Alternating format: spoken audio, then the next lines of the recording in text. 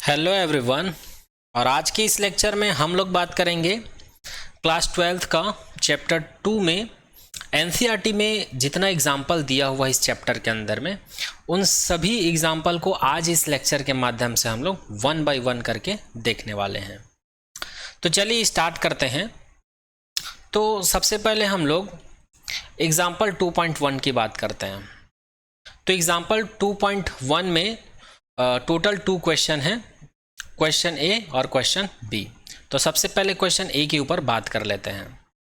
तो यहाँ पर एक पॉइंट पी दिया हुआ है और पॉइंट पी से 9 सेंटीमीटर की दूरी पर एक चार्ज है जिसका मैग्नीट्यूड है 4 क्रॉस 10 की पावर -7 कूलम है। जैसे कि हम लोग कंसिडर कर लेते हैं ये एक पॉइंट पी है और इस पॉइंट से लगभग 9 सेंटीमीटर के डिस्टेंस पर एक चार्ज रखा हुआ है। इस चार्ज को हम लोग क्यों कंसिडर कर लेते हैं और इसका वैल्यू हम लोग को दिया हुआ है 4 क्रॉस 10 की पावर -7 कूलम।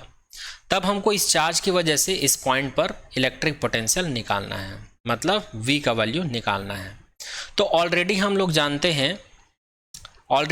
जानते हैं किसी पॉइंट चार्ज के लिए जो इलेक्ट्रिक पोटेंशियल होता है उसका रिलेशन क्या होता है 1/4πε0 Q/R होता है। और यहाँ पर 1/ε0 का वैल्यू हम लोग को पता है, ये होता है 9 क्रॉस 10 के power 9 newton metre square coulomb -2 ये होता है। और यहाँ पर Q का वैल्यू ऑलरेडी हम लोग को दिया हुआ है क्वेश्चन में, है ना। और R का वैल्यू भी हम लोग को दिया हुआ है 9 सेंटीमीटर। तो यहाँ पर जो 9 सेंटीमीटर है इसको हम लोग मीटर में कन्वर्ट करेंगे। तो याद रखना जो 9 सेंटीमीटर है, किसी भी क्वांटिटी को सेंटीमीटर से मीटर में कन्वर्ट करना रहता है तो उस संख्या में हम लोग क्या कर देते हैं 10 के पावर -2 का मल्टीप्लाई कर देते हैं। और जब इसको हम लोग सॉल्व करेंगे तो 9/100 मीटर मिलेगा और जब इसको और आगे सॉल्व करेंगे तो हम लोग को 0.09 मीटर मिल जाएगा। तो इसलिए R का वैल्यू यहाँ पर 0.09 लिखा गया है। अब आगे हम लोग इसको सॉल्व करते हैं। तो यहाँ पर 10 के पावर 9 है और यहाँ पर 10 के पावर -7 है। तो इन दोनों को पावर रूल से अगर हम लोग सॉल्व करेंगे तो हम लोग को मिलेगा 10 के पावर में +2 मिलेगा। अब यहाँ से 0.09 है, इसको हम लोग 9/100 बोल सकते हैं। और 100 को अगर ऊपर ले जाएंगे तो 100 का मतलब होता है 10 के पावर 2 और 10 का पावर 2 यहाँ से ऑलरेडी बचेगा तो 10 के पावर 2 और 10 के पावर 2 ये हो जाएगा 10 के पावर 4। चलिए इसको एक बार मैं सॉल्व करके बता देता हूँ। यहाँ से इसको हम लोग लिख सकते हैं 9 क्रॉस 10 के पावर, यहाँ पर 9 है, यहाँ पर 7 है तो ये +2 हो जाएगा और ये 4 यहाँ पर रह जाएगा। और यहाँ पर जो 0.09 है इसको मैं लिख सकता हूँ 9/100, तो 100 को ऊपर ले जाता हूँ और 100 को हम लोग लिख सकते हैं 10 के पावर 2। यहाँ पर ये वाला 9 और ये वाला 9 कैंसिल आउट हो जाएगा, ये वाला 4 यहाँ पर बचेगा और ये 10 के पावर 2 है, 10 के पावर 2 है तो इसको हम लोग 10 के पावर 4 लिख सकते हैं। तो इस प्रकार से हम लोग को इलेक्ट्रिक पोटेंशियल का आंसर क्या मिल गया जी? इलेक्ट्रिक पोटेंशियल का आंसर मिल गया 4 क्रॉस 10 के पावर 4 वोल्ट। यही इस क्वेश्चन का आंसर होगा। चलिए नेक्स्ट क्वेश्चन की बात करते हैं, क्वेश्चन नंबर बी। यहाँ पर बोला गया है hence obtain the work done in bringing a charge of 2 cross 10 के power 9 coulomb for infinity to the point P. अब यहाँ पर क्वेश्चन बी में क्या बोला जा रहा है, फिर से यहाँ पर एक आर्बिट्रेरी पॉइंट कंसिडर किया पी और इससे इनफाइनाइट डिस्टेंस पर एक चार्ज रखा हुआ है और इस चार्ज का जो मैग्नीट्यूड है ये है 2 क्रॉस, यहाँ पर स्मॉल क्यू लिया हुआ है ना, तो इसलिए मैं इसको स्मॉल क्यू ले रहा हूँ 10 के पावर -9 कूलम। इतना है चार्ज का मैग्नीट्यूड। अब इसको इनफाइनाइट से हम लोग कहाँ लाना चाहते हैं? इस पॉइंट पी पर लाना चाहते हैं। इसको हम लोग इस पॉइंट पी पर लाना चाहते हैं। तो इसके लिए हमको कितना काम करना पड़ेगा? तो इसी काम के वैल्यू को हम लोग को क्या करना है? कैलकुलेट करना है। तो ऑलरेडी हम लोग को पता है इलेक्ट्रिक पोटेंशियल का डेफिनेशन क्या होता है जी? जो यूनिट चार्ज के ऊपर जो काम करना पड़ता है उसी को तो इलेक्ट्रिक पोटेंशियल कहते हैं। तो यहाँ से हम लोग लिख सकते हैं W = QV। तो इसी फॉर्मूला को यहाँ पर लिखा हुआ है W = QV = 2 क्रॉस 10 के पावर -9 कूलम क्रॉस 4 क्रॉस 10 के पावर 4 यहाँ पर v का वैल्यू यहाँ से कैलकुलेट कर चुके हैं, उसको सब्स्टिट्यूट किए हैं, और यहाँ पर q का वैल्यू ऑलरेडी क्वेश्चन में दिया हुआ है, तो इन सभी को यहाँ पर सब्स्टिट्यूट कर दिए हैं। अब आगे इसको हम लोग सॉल्व करते हैं तो ये 4 to the 8 हो जाएगा, और यहाँ पर 10 के पावर में 4 है, यहाँ पर 10 के पावर में -9 है, तो जब हम लोग इसको सॉल्व करेंगे तो 10 के पावर में -5 मिल जाएगा। और जो W है ये वर्क डन है, और वर्क का जो यूनिट होता है वो जूल होता है। तो इस प्रकार से हम लोग को वर्क का अमाउंट कितना मिल गया जी, 8 × 10 के पावर -5 जूल। यही इस क्वेश्चन का आंसर होगा। ठीक है। Does the answer depend on the path along which the charge is brought. यहाँ पर एक और क्वेश्चन पूछा गया है क्वेश्चन नंबर बी में कि यहाँ पर जो वर्क मिलेगा क्या ये पाथ के ऊपर डिपेंड करेगा, ये पूछा जाए। नो, यहाँ पर आंसर होगा नो। बोलने का मतलब ये है वर्क डन क्या होगा, पाथ के ऊपर इंडिपेंडेंट होगा।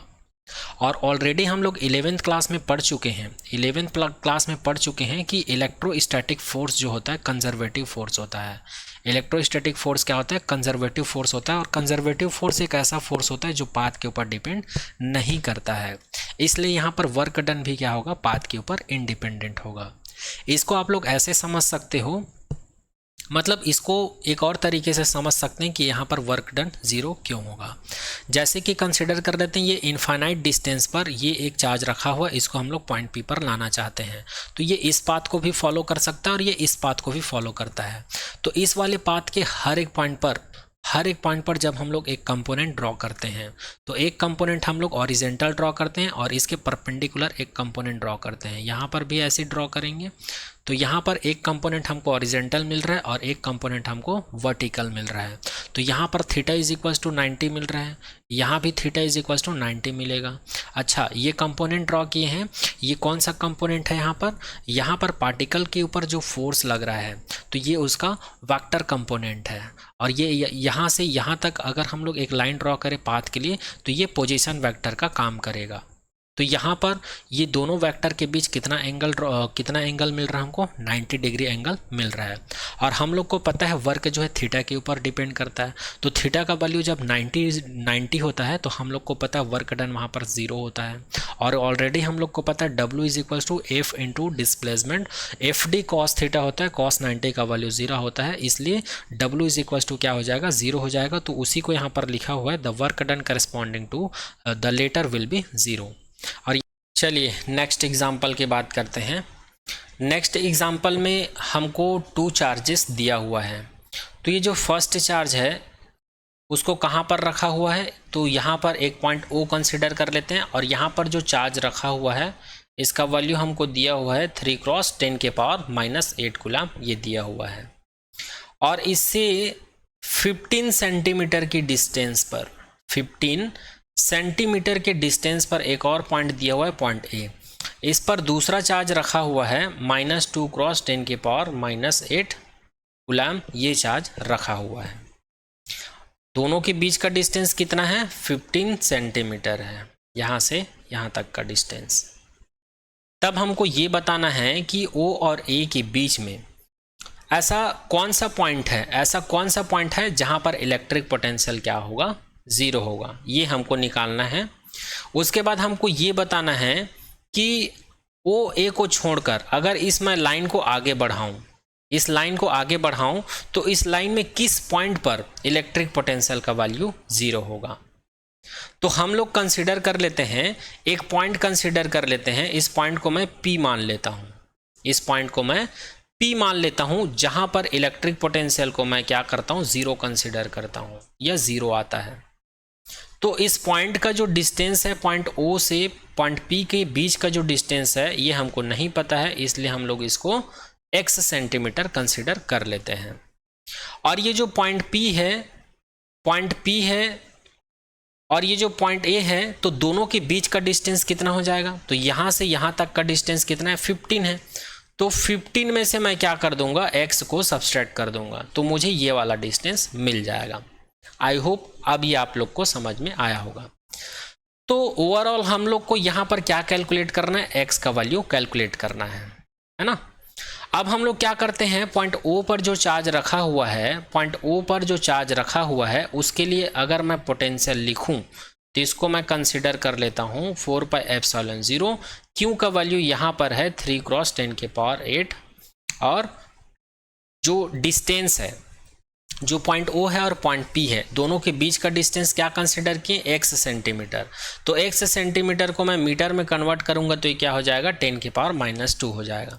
ये फॉर्मूला कहाँ से आया, तो ऑलरेडी हम लोग देख चुके हैं पॉइंट चार्ज के लिए जो इलेक्ट्रिक पोटेंशियल का फॉर्मूला होता है वो इतना होता है, ऑलरेडी हम लोग देख चुके हैं, तो इसी फॉर्मूले का यूज़ किए हैं यहाँ पर। इसी प्रकार अगर मैं पॉइंट ए पर जो चार्ज है उसके लिए, पॉइंट ए पर जो चार्ज है उसके लिए अगर इलेक्ट्रिक पोटेंशियल लिखूं तो क्या हो जाएगा, VA is equals to 1/4 pi epsilon 0। यहाँ पर जो चार्ज है उसका वैल्यू क्या है, -2 10 की पावर में -8 अपॉन पॉइंट P और A के बीच का डिस्टेंस क्या है, 15 - x सेंटीमीटर। तो सेंटीमीटर को मीटर में कन्वर्ट करने के लिए 10 की पावर -2 का मल्टीप्लाई कर देते हैं। इसको दे देते हैं इक्वेशन नंबर 1, इसको देते हैं इक्वेशन नंबर 2। अब हम लोग क्या करते हैं, पॉइंट P पर नेट पोटेंशियल निकालते हैं। तो पॉइंट P पर कंसिडर कर लेते हैं नेट पोटेंशियल कितना है, according to question net potential जो है 0 है। ठीक है, तो यहाँ पर इक्वेशन नंबर 1 और 2 का यूज़ करेंगे। इक्वेशन नंबर 2 और 1 का यूज़ करेंगे, इनका वैल्यू जब यहाँ पर पुटअप करेंगे तो यहाँ पर 1/4 पाई एप्सिलॉन 0 क्या हो जाएगा, कॉमन हो जाएगा। और यहाँ पर 10 की पावर -8 भी कॉमन हो जाएगा और 10 की पावर -2 भी कॉमन हो जाएगा। तो अंदर क्या बचेगा, यहाँ पर 3/x बचेगा, माइनस यहाँ पर क्या बचेगा, 2/15 - x बचेगा, इक्वल टू 0। आई होप ये पॉइंट समझ में आया होगा। V0 का वैल्यू VO है ये, इस वैल्यू को मैं यहाँ पर सब्स्टिट्यूट करूँगा, VA का वैल्यू ये है, इसको मैं यहाँ सब्स्टिट्यूट करूँगा। तो इन दोनों में ये कॉमन है, 1/4 पाई एप्सिलॉन 0 कॉमन है, 10 की पावर 8 10 की पावर 8 ये भी कॉमन है, 10 की पावर -2 10 की पावर -2 ये भी कॉमन है। तो बचा क्या, तो इक्वेशन 1 में 3/x बचेगा, इक्वेशन 2 में क्या बचेगा, -2/15 - x बचेगा। तो यहाँ पर प्लस था तो यहाँ पर माइनस है, तो ये हो जाएगा -2/15 - x। तो यहाँ पर ये सभी टर्म्स क्या हो जाएगा, ये सभी टर्म्स जो है इधर ट्रांसफर होके 0 हो जाएगा। तो हम लोग के पास फाइनली क्या वैल्यू बचेगा, 3/x - 2/15 - x बचेगा, इज इक्वल्स टू 0 हो जाएगा। और जब हम लोग इसको सॉल्व करेंगे तो हम लोग को x का वैल्यू क्या मिलेगा, इसका मल्टीप्लाई इधर करेंगे तो ये 15 3 दी 45 हो जाएगा और ये 3x हो जाएगा, और इसका मल्टीप्लाई इधर करेंगे तो -2x हो जाएगा, इज इक्वल्स टू 0 हो जाएगा। और इसको हम लोग लिख सकते हैं 45 - 5x इज इक्वल्स टू 0, और इसको हम लोग लिख सकते हैं 5x इज इक्वल्स टू 45। तो यहाँ पर x का वैल्यू हम लोग को कितना मिल जाएगा जी, x का वैल्यू मिल जाएगा 45/5, और जब इन दोनों को डिवाइड करेंगे तो 9। तो x का वैल्यू हम लोग को फाइनली यहाँ पर कितना मिल गया जी, 9 सेंटीमीटर। कितना मिल गया, 9 सेंटीमीटर। अब यहाँ पर 9 सेंटीमीटर क्यों मिला है हमको, यहाँ पर तो हम लोग मीटर में कन्वर्ट कर चुके थे। तो यहाँ पर हम लोग क्या किए हैं, 10 की पावर -2 10 की पावर -2 को कॉमन निकाल के काट दिए हैं। तो यहाँ पर हमारे पास केवल इसका मैग्नीट्यूड बच जाता है, तो इसलिए यहाँ पर x is equals to 9 centimetre लिखा हुआ है। ठीक है, अगर आप लोग चाहो तो इसको सेंटीमीटर में ही रहने देना, 10 की पावर -2 10 की पावर -2 को मत लिखना, हटा देना, है ना। यहाँ पर लिखा हुआ है एग्जाम्पल, इसलिए एग्जाम्पल में लिखा हुआ है इसलिए मुझे इसको बताना पड़ा है। बाय द वे आप लोग यहाँ पर इसको बिना चेंज किए ही डायरेक्ट लिख सकते हो, तो आपको आंसर मिल जाएगा x का वैल्यू 9 सेंटीमीटर, जो कि यहाँ पर आंसर आया हुआ है। हम लोग क्या करेंगे, अगर मैं पॉइंट P को OA के बीच में ना लेकर अगर OA के बाहर ले लूँ, जैसे कि यहाँ पर मैं पॉइंट P को कंसिडर कर लूँ, तब यहाँ पर इलेक्ट्रिक पोटेंशियल क्या होगा, मतलब इलेक्ट्रिक पोटेंशियल तो 0 होगा, लेकिन x का वैल्यू क्या होगा ये कैलकुलेट करना है। x का वैल्यू बोलने का मतलब यहाँ से x सेंटीमीटर, ये डिस्टेंस कितना होना चाहिए, मतलब OA के बाहर इस पॉइंट को हम लोग इधर कहाँ पर रखें, कितनी डिस्टेंस पर रखें O पॉइंट से, ताकि इलेक्ट्रिक पोटेंशियल क्या हो जाए, 0 हो जाए, ये हमको निकालना है। और ये वाला डिस्टेंस ऑलरेडी हम लोग को दिया हुआ है 15 सेंटीमीटर, ये वाला डिस्टेंस हम लोग को ऑलरेडी दिया हुआ है 15 सेंटीमीटर। तो ये वाला डिस्टेंस कितना हो जाएगा जी, तो x में से अब हम लोग क्या करेंगे 15 को सब्सट्रैक्ट करेंगे, और जब p यहाँ पर था तब हम लोग क्या कर रहे थे 15 में x को सब्सट्रैक्ट कर रहे थे। तो जब हम लोग पॉइंट O पर इलेक्ट्रिक पोटेंशियल निकालेंगे तब हम लोग को कितना मिलेगा 1/4πε0 3 × 10⁻⁸, और दोनों के बीच का डिस्टेंस क्या है जी, यहाँ से यहाँ तक का डिस्टेंस क्या है x सेंटीमीटर है, तो इसको मैं x लिख देता हूँ। इसी प्रकार अगर पॉइंट E पर अगर मैं पोटेंशियल लिखूँ तो ये हो जाएगा VA = 1/4πε0, चार्ज है -2 चार्ज है ना, क्रॉस 10⁻⁸, और इन दोनों के बीच का डिस्टेंस कितना है जी x - 15 है। अब हम लोग नेट पोटेंशियल निकालेंगे पॉइंट P पर, तो नेट पोटेंशियल यहाँ पर क्या है, कंडीशन दिया हुआ है 0 होना चाहिए, ये 0 कर देते हैं, और नेट पोटेंशियल को हम लोग क्या लिख सकते हैं VO + VA = 0। अब यहाँ से ये वाला वैल्यू और ये वाला वैल्यू हम लोग क्या करेंगे, इस इक्वेशन में सब्स्टिट्यूट कर देंगे। तो यहाँ पर फिर 1/4πε0 कॉमन है, और यहाँ पर फिर से 10⁻⁸ जो है कॉमन है। तो इन सब वैल्यू को कॉमन निकालने के बाद अंदर क्या बच जाएगा 3/x - 2/x - 15, ये वाला वैल्यू बच जाएगा = 0। अब ये वाला जो वैल्यू है इधर जाके 0 हो जाएगा, हमारे पास बचेगा क्या 3/x - 2/x - 15, इतना बचेगा = 0। अब जब हम लोग इसको सॉल्व करेंगे तो हम लोग को फिर से क्या मिलेगा, यहाँ पर मिलेगा 3x - 45, और जब इसको इधर मल्टीप्लाई करेंगे तो ये हो जाएगा -2x = 0, और जब इसको हम लोग सॉल्व करेंगे तो हम लोग को मिलेगा x - 45 = 0, और यहाँ पर हमको x का वैल्यू मिल गया 45 सेंटीमीटर। तो x का वैल्यू कितना मिल गया जी 45 सेंटीमीटर। बोलने का मतलब ये है OA लाइन के बाहर में, इसी लाइन को अगर हम लोग एक्सटेंड करते हैं, आगे बढ़ाते हैं, तो एक पॉइंट हमको 45 सेंटीमीटर पर एक पॉइंट कंसिडर करना पड़ेगा जहां पर 100% इलेक्ट्रिक पोटेंशियल का वैल्यू क्या होगा 0 होगा। तो यहाँ पर ये क्वेश्चन भी, तो यहाँ पर इस एग्जाम्पल में जो फिगर A और फिगर B दिया हुआ है इसको समझना बहुत ज़रूरी है। तो यहाँ पर एक पॉइंट चार्ज दिया हुआ है, पॉजिटिव चार्ज फिगर A में, और हम लोग को पता है कोई भी पॉजिटिव पॉइंट चार्ज होता है तो इलेक्ट्रिक फील्ड का डायरेक्शन क्या होता है, आउटवर्ड होता है, जैसे कि यहाँ पर ब्लू लाइन से दिखाया हुआ है। और इसमें 2 पॉइंट कंसिडर किया गया है, एक पॉइंट है P, दूसरा पॉइंट है Q, ठीक है, ये इस फिगर में है। इसी प्रकार फिगर B की अगर बात करें तो यहाँ पर नेगेटिव पॉइंट चार्ज लिया हुआ है, और इसकी वजह से जो इलेक्ट्रिक फील्ड लाइन या इलेक्ट्रिक फील्ड का जो डायरेक्शन है वो इनवर्ड होता है, ये ऑलरेडी हम लोग जानते हैं।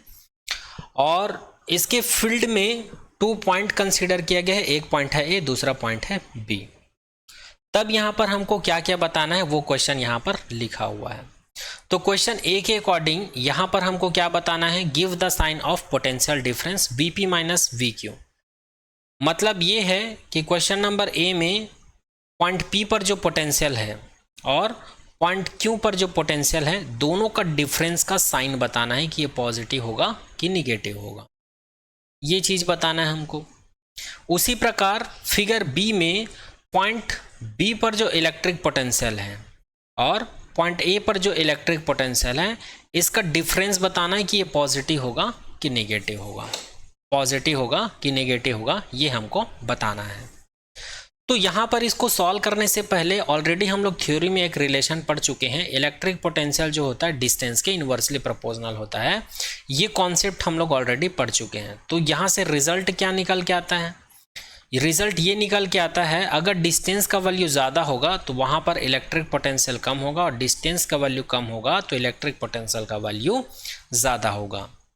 तो अगर हम लोग फिगर A की बात करें तो फिगर A में पॉइंट P पर, पॉइंट P के लिए जो R का वैल्यू है वो कम है, मतलब यहाँ पर इलेक्ट्रिक पोटेंशियल क्या होगा, ज़्यादा होगा, किसके कंपैरिजन में, जो पॉइंट Q पर इलेक्ट्रिक पोटेंशियल है उनके कंपैरिजन में। तो इसको हम लोग ऐसे लिख सकते हैं। अब मैं क्या करता हूँ, ये Vp है तो इसको अगर मैं इधर ट्रांसफ़र करूँ तो ये -VQ हो जाएगा और ये ग्रेटर देन हो जाएगा, और यहाँ पर क्या आ जाएगा 0। तो इस प्रकार से यहाँ से हम लोग बोल सकते हैं कि पॉइंट P और पॉइंट Q का जो पोटेंशियल डिफरेंस है वो 0 से बड़ा है, और जो भी वैल्यू 0 से बड़ा होता है उसका वैल्यू क्या होता है, पॉजिटिव होता है। तो इस प्रकार से Vp minus V Q is equals to हम लोग क्या लिख सकते हैं, इसको पॉजिटिव कंसिडर कर सकते हैं, जैसे कि यहाँ पर लिखा हुआ है Vp minus V Q is positive. चलिए सेकंड केस की बात करते हैं। फिगर 2 से देखिए। अब फिगर 2 में यहाँ पर एक पॉइंट है B, जो कि जहाँ पर R का वैल्यू क्या है, ज़्यादा है, तो यहाँ पर इलेक्ट्रिक पोटेंशियल कम होगा। इसका मतलब ये है कि पॉइंट ए पर इलेक्ट्रिक पोटेंशियल का वैल्यू ज़्यादा होगा कंपेरिजन टू पॉइंट बी पर। और इसको हम लोग क्या लिख सकते हैं, अगर मैं वी बी को इधर ट्रांसफ़र करूं तो इसको मैं लिख सकता हूं V A minus V B. तो ये क्या हो जाएगा, 0 से बड़ा हो जाएगा। ठीक है। और जब ये 0 से बड़ा होगा, 0 से जब ये बड़ा होगा तो इसको हम लोग, अच्छा यहाँ पर ये पॉइंट चार्ज जो है निगेटिव है ना, तो ये जस्ट अपोजिट हो जाएगा। ये क्या हो जाएगा, जस्ट अपोजिट हो जाएगा, क्योंकि इलेक्ट्रिक फील्ड का डायरेक्शन इनवर्ड है। अगर ये पॉजिटिव होता तो ये रिलेशन होता, लेकिन यहाँ पर पॉइंट चार्ज जो है निगेटिव लिए है, इसलिए ये जस्ट उल्टा हो जाएगा। पॉइंट बी पर इलेक्ट्रिक पोटेंशियल का वैल्यू ज़्यादा होगा ए के कंपेरिजन में, और इस रिलेशन को हम लोग लिख सकते हैं V B minus V A greater than 0। और कोई भी डिफरेंस जो है या कोई भी वैल्यू जो है 0 से बड़ा होता है तो उसका वैल्यू क्या होता है, हमेशा पॉजिटिव होता है। तो V B minus V A is equal to क्या हो जाएगा, ये भी पॉजिटिव हो जाएगा। तो याद रखिएगा पॉइंट पी और पॉइंट क्यू का जो इलेक्ट्रिक पोटेंशियल है डिफरेंस जो है वो पॉजिटिव होगा, और पॉइंट बी और पॉइंट ए पर जो इलेक्ट्रिक पोटेंशियल का डिफरेंस है वो भी पॉजिटिव होगा, जैसे कि यहाँ पर दिखाया हुआ है। तो आई होप ये क्वेश्चन नंबर ए आप लोग को समझ में आ गया होगा। क्वेश्चन नंबर ए आप लोग को समझ में आ गया होगा। अब चलिए क्वेश्चन नंबर बी की तरफ बढ़ते हैं। तो क्वेश्चन नंबर बी क्या बोलता है, एक बार रीड कर लेते हैं। Give the sign of potential difference of a small negative charge between the point Q P A and B. यहाँ पर पोटेंशियल एनर्जी का डिफरेंस निकालना है। किसका डिफरेंस निकालना है, पोटेंशियल एनर्जी का डिफरेंस। मतलब पॉइंट क्यू पर इलेक्ट्रिक पोटेंशियल है उसको हम लोग यू क्यू कंसिडर कर लेते हैं, और पॉइंट पी पर जो इलेक्ट्रिक पोटेंशियल है इसको यू पी कंसिडर कर लेते हैं, और पॉइंट ए पर जो है उसको यू ए और पी पर जो है उसको यू बी कंसिडर कर लेते हैं। तब हमको इलेक्ट्रिक पोटेंशियल एनर्जी का डिफरेंस निकालना है। Potential energy difference small negative charge between the point Q and P। ये जो पॉइंट P है और Q है इनके बीच में यहाँ पर हम लोग एक पॉइंट कंसिडर कर लेते हैं, एक चार्ज कंसिडर कर लेते हैं जहाँ पर नेगेटिव चार्ज है। तो उस नेगेटिव चार्ज की वजह से हम लोग को क्या निकालना है, इन दोनों पॉइंट पर पोटेंशियल डिफरेंस निकालना है। तो इसका वैल्यू क्या होगा, तो यहाँ पर लिखा हुआ है अ small negative charge will be attract toward the positive charge. तो अगर हम लोग यहाँ पर पॉजिटिव चार्ज रख देंगे तो ये यहाँ पर नेगेटिव चार्ज रख देंगे तो ये पॉजिटिव चार्ज उसको क्या करेगा, अट्रैक्ट करेगा। The negative charge moves from higher potential energy to lower potential energy. Therefore sign of potential energy of a small negative charge between Q and P is positive. तो ये उसको क्या करेगा, attract करेगा। इसलिए अगर पॉइंट P और Q के बीच अगर हम लोग किसी स्मॉल नेगेटिव चार्ज के पोटेंशियल एनर्जी की बात करें P एंड Q के बीच, तो ये क्या होगा, पॉजिटिव होगा। ठीक है। अब चलिए सेकंड फिगर की बात करते हैं। अगर हम लोग उसी स्मॉल नेगेटिव चार्ज को इन दोनों पॉइंट के बीच में रख देते तब ये उसको क्या करेगा, रिपल करेगा।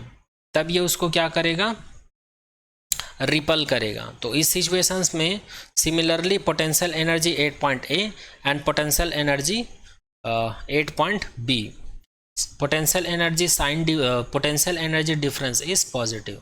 तो यहाँ पर भी पोटेंशियल एनर्जी क्या हो जाएगी, पॉजिटिव हो जाएगा। Potential energy point A and B के लिए यहाँ पर भी पोटेंशियल एनर्जी क्या हो जाएगा, पॉजिटिव हो जाएगा।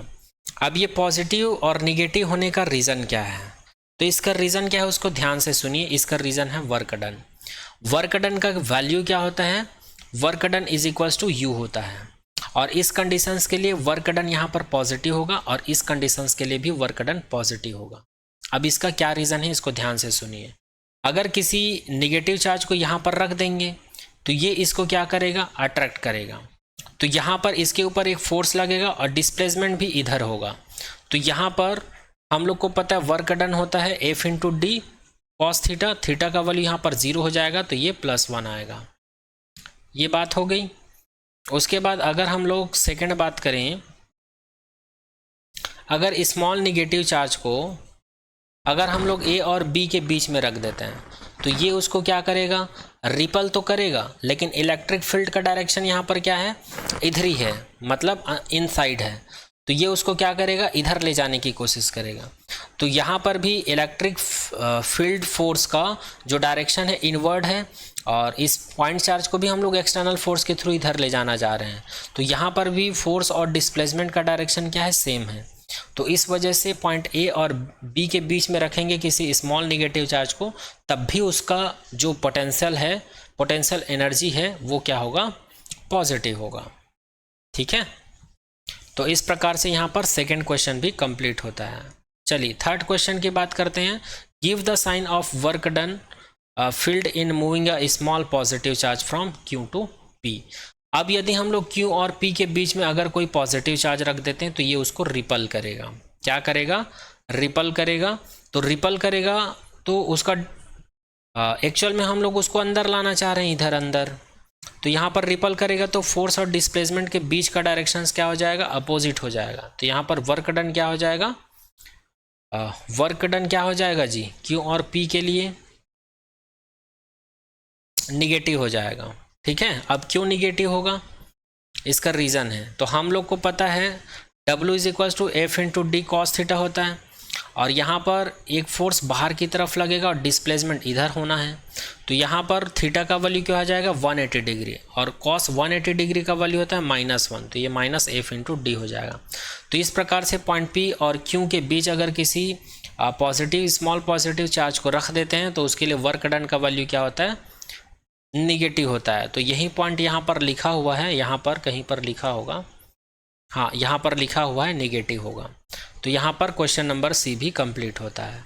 अगर मैं क्वेश्चन नंबर डी की बात करूँ तो क्वेश्चन नंबर डी में फिर हम लोग को वर्क डन बताना है कि ये पॉजिटिव होगा कि निगेटिव होगा, लेकिन किसके बीच बताना है, बी और ए के बीच में। तो यहाँ पर लिखा हुआ है अगर हम लोग किसी निगेटिव चार्ज को रख दें, अगर ए और बी के बीच में किसी निगेटिव चार्ज को रख देंगे तो ये निगेटिव चार्ज की वजह से रिपल करेगा उसको, और इसका डिस्प्लेसमेंट किधर होगा, इधर होगा, और फोर्स किधर लगेगा, इसके जस्ट अपोजिट। तो ये भी क्या हो जाएगा, अच्छा यहाँ पर हम लोग एक्सटर्नल एजेंट फोर्स लगाएंगे। यहाँ पर इलेक्ट्रिक फील्ड का डायरेक्शन क्या है, अंदर की तरफ है। ठीक है, यहाँ पर इलेक्ट्रिक फील्ड लाइन का फोर्स का जो डायरेक्शन है इनसाइड है, और पॉजिटिव चार्ज जो है उधरी शिफ्ट होगा। तो यहाँ पर भी जो इलेक्ट्रोस्टैटिक फोर्स है और जो डिस्प्लेसमेंट है दोनों का डायरेक्शन सेम है। तो यहाँ पर इसका आंसर क्या हो जाएगा, पॉजिटिव हो जाएगा। इसलिए यहाँ पर डी में लिखा हुआ है in moving a small negative charge from B to A work has to be done by the external agent external agency it is positive. तो आई होप ये क्वेश्चन भी आप लोग को समझ में आया होगा। चलिए क्वेश्चन नंबर ई की बात करते हैं। क्वेश्चन नंबर ई में बोला गया है does the kinetic energy of small negative charge increase or decrease in going from B to A. अगर कोई स्मॉल निगेटिव चार्ज है ए और बी के बीच में रखा हुआ है, और इस नेगेटिव चार्ज को अगर हम लोग शिफ्ट करना चाहते हैं बी टू ए, तो यहाँ पर काइनेटिक एनर्जी इंक्रीज होगी कि डिक्रीज होगी। तो जाहिर सी बात है यहाँ पर काइनेटिक एनर्जी क्या होगी, डिक्रीज होगी। डिक्रीज क्यों होगी, क्योंकि इसको हम लोग एक्सटर्नल एजेंट के थ्रू निगेटिव चार्ज की तरफ ले जाने की कोशिश करेंगे, लेकिन ये उसको रिपल करेगा, जिस वजह से उसकी काइनेटिक एनर्जी क्या होगी, डिक्रीज होगी। तो आई होप ये क्वेश्चन भी आप लोग को समझ में आ गया होगा। तो यहाँ पर ये एग्जाम्पल जो है कंप्लीट होता है। अब चलिए नेक्स्ट एग्जाम्पल की बात करते हैं। नेक्स्ट एग्जाम्पल है 2.4। 2.4 एग्जाम्पल में हमको 4 पॉइंट दिया हुआ है, point A, point B, point C, point D. Point A पर एक चार्ज रखा हुआ है positive Q charge, point B पर एक चार्ज रखा हुआ है माइनस क्यू चार्ज, और पॉइंट सी पर एक चार्ज रखा हुआ है पॉजिटिव चार्ज, और पॉइंट डी पर एक चार्ज रखा हुआ है माइनस क्यू चार्ज, और इसके सेंटर में भी एक टेस्ट चार्ज रखा हुआ है Q0 चार्ज, जो कि है पॉइंट ई पर रखा हुआ है, पॉइंट ई पर रखा हुआ है। तब हमको क्या बताना है, हमको सबसे पहले यहाँ पर यहाँ पर भी 2 क्वेश्चन है, जिसमें से फर्स्ट क्वेश्चन में हमको वर्क डन फाइंड करना है। मतलब यहाँ पर ये जो 4 चार्जेस है इसको 4 पॉइंट पर, point A B C D, इस पॉइंट पर इसको अरेंज करने के लिए हमको कितना काम करना पड़ेगा, टोटल वर्क निकालना है। टोटल वर्क हमको यहाँ पर कैलकुलेट करना है, पॉइंट ए के लिए, बी के लिए, सी और डी के लिए टोटल वर्क निकालना है हमको। ये है फर्स्ट क्वेश्चन। सेकेंड क्वेश्चन में हम लोग को क्या करना है, a charge Q0 is brought to the centre E of the square, the 4 charges bring held fixed at its corner, how much extra work is needed to do this. बोलने का मतलब ये है, यहाँ पर जो कॉर्नर में चार्ज रखा हुआ है ये फिक्स्ड है, कॉर्नर में ही फिक्स्ड रहेंगे, इधर उधर मूव नहीं करेंगे, बल्कि हम लोग Q0 चार्ज को पॉइंट ए पर, बी पर, सी और डी पर ला सकते हैं। तो इस Q0 चार्ज को पॉइंट ई से ए, बी, सी और डी में लाने के लिए हमको एक्स्ट्रा कितना काम करना पड़ेगा, ये हमको निकालना है। तो आई होप दोनों क्वेश्चन का मतलब आप लोग को समझ में आ गया होगा। तो चलिए क्वेश्चन नंबर बी को पहले सॉल्व करते हैं हम लोग। तो क्वेश्चन नंबर बी को सॉल्व करने से पहले आप लोग को एक कॉन्सेप्ट पता होना चाहिए। जैसे कि कोई भी चार्ज है, जैसे कि हमारे पास एक पॉइंट है ओ जिस पर प्लस चार्ज रखा हुआ है, इससे आर डिस्टेंस पर कोई पॉइंट है ए जिस पर टेस्ट चार्ज रखा हुआ है, तो हम लोग इसको पॉइंट ओ पर लाना चाहते हैं। तो इस सिचुएशंस में हम लोग को जो इलेक्ट्रिक पोटेंशियल मिलता था पॉइंट चार्ज के केस में, वो मिलता था V = 1/4πε0 Q/r², ये मिलता था। हम लोग को एक और चीज़ पता है, वर्क डन का जो फॉर्मूला होता है, वर्क डन = Q0V होता है। तो यहाँ पर हम लोग क्या करेंगे, जो क्वेश्चन नंबर बी है इसको सॉल्व करने के लिए इस फॉर्मूले को और इस फॉर्मूले को अप्लाई करेंगे, ठीक है। तो अब हम लोग क्या करते हैं, ये जो Q0 चार्ज है इसको पॉइंट ए पर लाने के लिए हमको कितना काम करना पड़ेगा। तो हमको कितना काम करना पड़ेगा जी, W = Q0V काम करना पड़ेगा। तो यहाँ पर पॉइंट ए के लिए, पॉइंट ए पर जो चार्ज है उसके लिए वर्क डन कितना हो जाएगा, WA + Q0 चार्ज, और यहाँ पर इलेक्ट्रिक पोटेंशियल है प्लस Q चार्ज की वजह से, तो ये Q/4πε0 और D/√2 आ जाएगा। यहाँ पर ये जो R है, सॉरी फॉर दैट, ये R² नहीं होगा, ये R होगा, है ना, ये R है। तो ये वाला डिस्टेंस कैसे आया, D/√2। तो याद रखना, यहाँ से यहाँ तक का डिस्टेंस, यहाँ से यहाँ तक का डिस्टेंस हम लोग कितना निकाले थे, ये D है, ये भी D है, ये भी D है और ये भी D है। तो यहाँ से यहाँ तक का डिस्टेंस कितना निकलेगा जी, ये निकलेगा D/√2। तो ये वाला डिस्टेंस कितना हो जाएगा, इसका आधा हो जाएगा। तो इसको मैं लिख सकता हूँ D/2√2 लिख सकते हैं। और जब हम लोग इसको सॉल्व करेंगे तो √2 कट जाएगा। कैसे कटेगा, तो यहाँ पर D/2 है और ये √2 है। तो हम लोग को पता है 2 को हम लोग क्या लिख सकते हैं, 2 को √2 लिख सकते हैं, और ये √2 ऊपर में है, ये और ये कैंसिल आउट हो जाएगा। तो इसको मैं फाइनली क्या लिख सकता हूँ, D/√2 लिख सकता हूँ। इसलिए ए और ई के बीच का डिस्टेंस क्या हो जाएगा, इसको मैं लिख सकता हूँ D/√2। इसी प्रकार ई और सी के बीच के डिस्टेंस को क्या लिख सकता हूँ, D/√2।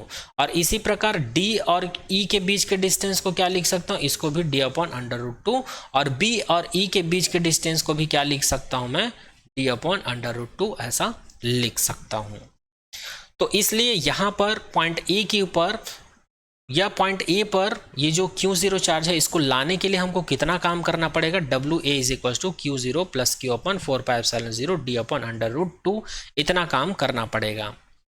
इसी प्रकार इस चार्ज को अगर पॉइंट बी पर लाना चाहते हैं तब कितना काम करना पड़ेगा, तो WB = Q0 - Q/, इतना काम करना पड़ेगा। इसी प्रकार इस चार्ज को पॉइंट सी पर लाने के लिए कितना काम करना पड़ेगा, इतना काम करना पड़ेगा। और इस चार्ज को पॉइंट डी पर लाने के लिए कितना काम करना पड़ेगा, WD = +Q0 - Q/4πε0 D/√2, इतना काम करना पड़ेगा। तो यहाँ पर अगर हम लोग नेट वर्क डन निकाले, टोटल वर्क डन निकाले, तो यहाँ पर ए बी सी डी चारों पॉइंट पर जो हमको काम करना पड़ रहा है उसको हम लोग ऐड कर देते हैं। तो ऐड करने पर जो कॉमन है उसको कॉमन निकाल देते हैं। तो यहाँ पर क्या कॉमन है, Q0/4πε0 D/√2 कॉमन है। तो कॉमन निकालेंगे तो अंदर में क्या बच जाएगा, +Q - Q +Q - Q, ये सभी एक दूसरे को कैंसिल आउट कर देंगे। तो कैंसिल आउट कर देंगे तो यहाँ पर इसका वैल्यू क्या हो जाएगा 0। तो यहाँ पर WABCD का वैल्यू क्या आ गया 0, WABCD वैल्यू क्या आ गया 0 आ गया। ठीक है, तो यहाँ पर बोलने का मतलब ये है यहाँ पर हमको कोई काम नहीं करना पड़ेगा। अगर इस पॉइंट चार्ज को हम लोग ये जो कॉर्नर है वहाँ पर अगर शिफ्ट करना चाहते हैं तो यहाँ पर हमको कोई भी काम करना नहीं पड़ेगा। इसको शॉर्ट ट्रिक से भी बता सकते थे कि प्लस चार्ज की पॉइंट ए पर जो प्लस चार्ज है इसकी वजह से इसके ऊपर कोई फोर्स नहीं लग रहा है। क्यों नहीं लग रहा है? क्योंकि ये जो प्लस चार्ज है और ये प्लस चार्ज है दोनों सेम चार्ज हैं, तो ये दोनों एक दूसरे को कैंसिल आउट कर दे रहे हैं। इसी प्रकार ये और ये वाला जो पॉइंट बी पर जो निगेटिव चार्ज है, पॉइंट डी पर जो निगेटिव चार्ज है, ये दोनों को एक दूसरे को बैलेंस कर दे रहा है। तो यहाँ पर किसी भी प्रकार का फोर्स ये फील नहीं कर रहा है, और जब फोर्स फील नहीं कर रहा है तो वर्क डन क्या होगा 0 होगा। जब F का वैल्यू 0 होगा तो वर्क डन भी 0 होगा, क्योंकि हम लोग को पता है W इज इक्वल टू क्या होता है F इंटू डी, और फोर्स का वैल्यू जब 0 होगा तो यहाँ पर वर्क डन का वैल्यू भी क्या होगा 0 होगा। तो ये लंबा चौड़ा करने की ज़रूरत नहीं थी, यहाँ पर इसी शॉर्ट ट्रिक से ऑलरेडी हम लोग बता सकते थे कि ये ऐसा होगा। लेकिन ये मेथड को समझना भी ज़रूरी है, क्योंकि इस चैप्टर में केवल हम लोग इलेक्ट्रिक पोटेंशियल के बारे में बात किए हैं और वर्क डन के बारे में बात किए हैं, इसलिए इसको समझना बेहद ज़रूरी था। ठीक है, आई होप ये क्वेश्चन नंबर बी आप लोग को समझ में आ गया होगा, इसको कैसे सॉल्व करना है ना। अब हम लोग चलिए बात करते हैं क्वेश्चन नंबर ए की। अब क्वेश्चन नंबर ए में हम लोग को क्या निकालना है जी, यहाँ पर भी हम लोग को टोटल वर्क डन निकालना है। अब किसके लिए टोटल वर्क डन निकालना है भाई? तो ये जो पॉइंट ए पर, पॉइंट बी पर, पॉइंट सी पर, पॉइंट डी पर जो चार्ज रखा हुआ है प्लस क्यू माइनस क्यू, ये सब जो चार्ज रखा हुआ है, तो उसको कॉर्नर में रखने के लिए कितना काम करना पड़ेगा फिक्स्ड करने के लिए। अब यहाँ पर पॉइंट ई पर Q0 चार्ज रखा है, उससे कोई मतलब नहीं है ना। अब कॉर्नर में जो चार्ज रखा है केवल और केवल उन्हीं से मतलब है। तो चलिए क्वेश्चन नंबर ए को सॉल्व करते हैं। तो क्वेश्चन में हमको क्या दिया हुआ है? क्वेश्चन में हमको दिया हुआ है point A B C D. Point A पर प्लस चार्ज रखा हुआ है, और डी डिस्टेंस पर पॉइंट बी पर माइनस क्यू चार्ज रखा हुआ है, फिर डी डिस्टेंस पर पॉइंट सी पर प्लस क्यू चार्ज रखा हुआ है, फिर डी डिस्टेंस पर पॉइंट डी पर माइनस क्यू चार्ज रखा हुआ है। तो यहाँ पर एक ट्रायंगल मिल रहा है हमको, ट्रायंगल ABC। क्या मिल रहा है? एक ट्रायंगल मिल रहा है, उस ट्रायंगल का नाम है ABC। तो यहाँ पर अगर हम लोग पाइथागोरस प्रमेय लगाएं तो क्या हो जाएगा? ये AC का square is equal to AB का स्क्वायर प्लस BC का स्क्वायर। तो यहाँ पर AB का वैल्यू क्या है? ये है AB, इसका वैल्यू है D, और ये है BC। तो BC का वैल्यू कितना है? D। तो ये हो जाएगा DD स्क्वायर, और AC का वैल्यू यहाँ पर स्क्वायर, इसको इधर ट्रांसफर करेंगे तो ये अंडर रूट हो जाएगा, इन दोनों को जोड़ देंगे तो ये हो जाएगा 2D स्क्वायर। तो स्क्वायर रूट से कट जाएगा, तो यहाँ पर AC का वैल्यू मिलेगा D/√2। इसी प्रकार हम लोग BD का वैल्यू निकाल सकते हैं। BD मतलब यहाँ से यहाँ तक का वैल्यू निकाल सकते हैं। ये वैल्यू भी हम लोग को कितना मिलेगा? D/√2 मिलेगा। यहाँ पर निकालना क्या है? W is equal to question mark, ये निकालना है, मतलब total needed work for this arrangement. इस अरेंजमेंट के लिए हमको टोटल वर्क निकालना है, और ऑलरेडी हम लोग जानते हैं V is equal to W/Q होता है। तो इसको हम लोग लिख सकते हैं W is equal to QV। ये फॉर्मूला आप लोग को पता होना चाहिए। अब यहाँ पर चलिए एक एक पॉइंट के ऊपर बात करते हैं। तो पॉइंट पर प्लस Q0 चार्ज है, तो पॉइंट ए पर प्लस Q0 चार्ज को लाने के लिए हमको 0 काम करना पड़ेगा। क्यों? क्योंकि इसके आसपास कोई और चार्ज नहीं है। तो पॉजिटिव चार्ज को जिस पॉइंट पर है उसी पॉइंट पर कैसे लाएंगे हम लोग? वो तो ऑलरेडी उस पॉइंट पर है, तो यहाँ पर हमको कोई काम नहीं करना पड़ेगा, तो ये 0 हो जाएगा। इसी प्रकार अगर मैं इस पॉजिटिव चार्ज को A से B तक लाना चाहता हूँ, A से B तक लाना चाहता हूँ, मतलब इस पॉइंट से इस पॉइंट तक लाना चाहता हूँ, तब मुझे कितना काम करना पड़ेगा? तो पॉइंट B पर जो चार्ज था वो है -Q, और प्लस Q चार्ज जो कि A पॉइंट पर है, उस पर इलेक्ट्रिक पोटेंशियल कितना होगा? 1/4πε0 प्लस Q/D ये होगा। तो इसी को हम लोग क्या लिख सकते हैं? W A से B तक लाने में जो काम करना पड़ा है वो है 1/4πε0 Q²/D। इसी को सॉल्व करेंगे तो हमको इक्वेशन नंबर 2 मिल गया। चलिए अब हम लोग आगे क्या करेंगे? अब हम लोग इस पॉजिटिव चार्ज को कहाँ लाएंगे? A से C तक लाएंगे। कहाँ से लाएंगे? A से C तक लाएंगे। तो पॉइंट C पर कौन सा चार्ज है? प्लस चार्ज है। तो इसमें हम लोग मल्टीप्लाई कर देंगे इलेक्ट्रिक पोटेंशियल। तो पॉइंट ए पर इलेक्ट्रिक पोटेंशियल और पॉइंट बी पर इलेक्ट्रिक पोटेंशियल। तो पॉइंट ए पर इलेक्ट्रिक पोटेंशियल कितना है? तो पॉइंट ए पर इलेक्ट्रिक पोटेंशियल होगा प्लस क्यू अपन 4πε0 d√2। इस पॉइंट सी पर जो चार्ज है इसके वजह से, है ना, ये इलेक्ट्रिक पोटेंशियल होगा। इसी प्रकार अगर पॉइंट बी पर इलेक्ट्रिक पोटेंशियल की बात करें तो -q 4πε0 d होगा, क्योंकि पॉइंट बी पर जो चार्ज है -q चार्ज है और दोनों के बीच में डिस्टेंस कितना है? d है। तो आई होप ये पॉइंट समझ में आया होगा। तो इसको हम लोग क्या लिख सकते हैं? ए से सी तक हमको टोटल वर्क डन कितना मिल गया? Plus q² upon 4πε0 √2 d। इसको अंदर मल्टीप्लाई किए हैं और ये हो जाएगा -q² अपॉन 4πε0 d। इसको हम लोग इक्वेशन नंबर 3 कंसिडर कर लेते हैं। अब हम लोग क्या करते हैं, इस पॉइंट ए पर जो चार्ज है प्लस q, इसको आप d पर लाते हैं। तो d पर लाते हैं तो हमको क्या करना पड़ेगा? पॉइंट d पर जो चार्ज है उसको पॉइंट ए बी सी पर जो चार्ज है उसका पोटेंशियल निकालना पड़ेगा, V A plus V B plus V C. तो पॉइंट ए का पोटेंशियल इतना है, पॉइंट बी का पोटेंशियल इतना है और पॉइंट सी का पोटेंशियल इतना है। अब ये कैसे निकालना है इसको मैं नहीं बता रहा हूँ, क्योंकि इधर मैं ऑलरेडी बता चुका हूँ, इसलिए आप लोग इसको समझ जाइएगा। पॉइंट ए पर पॉइंट डी पर जो निगेटिव चार्ज है उसके रिस्पेक्ट में इलेक्ट्रिक पोटेंशियल कितना होगा? प्लस क्यू अपॉन 4πε0 और दोनों के बीच का डिस्टेंस है d।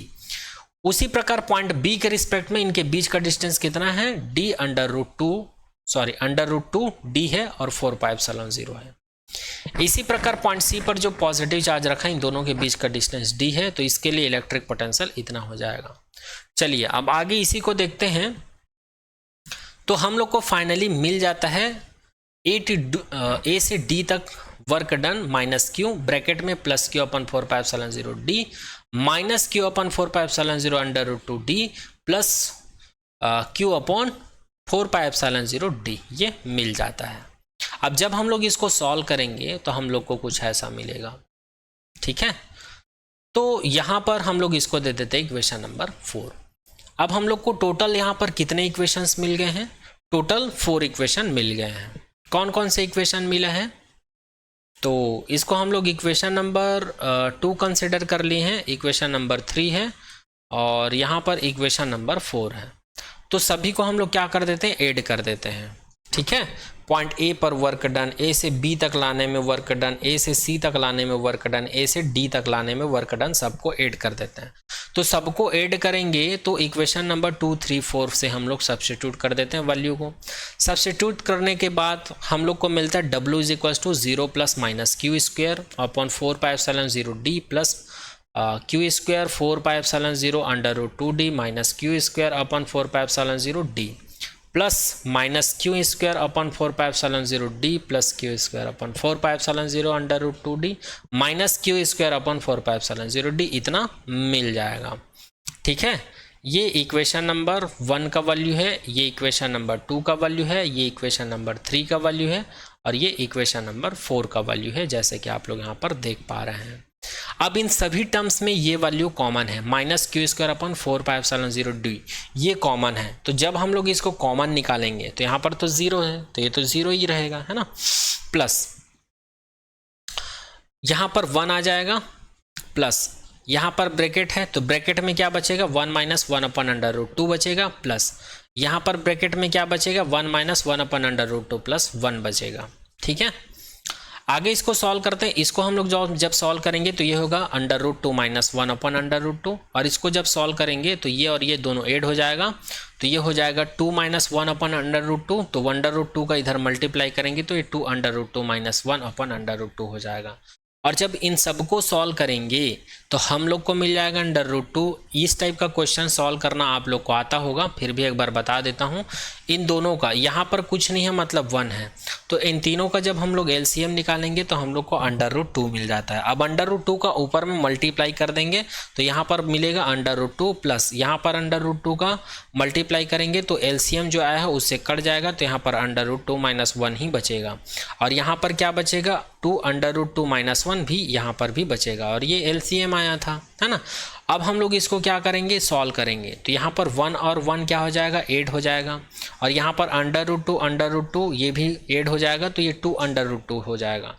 और 2√2 और यहाँ पर 2√2 है, तो 2 और 2 कितना हो जाएगा, 4√2 हो जाएगा।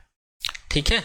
अब हम लोग यहाँ पर √2 को क्या कर लेते हैं, कॉमन निकाल देते हैं। तो √2 को ऊपर से कॉमन निकालेंगे तो हमारे पास बचेगा 4 माइनस √2 और नीचे में एक √2 पहले से था, ये दोनों कैंसिल आउट हो जाएंगे। तो फाइनली वर्क डन कितना मिलेगा, W is equal to -q² d 4 minus √2। यही इसका आंसर होगा, यही इस क्वेश्चन का क्या होगा, आंसर होगा। जैसे कि आप लोग एग्जाम्पल में देख पा रहे हैं।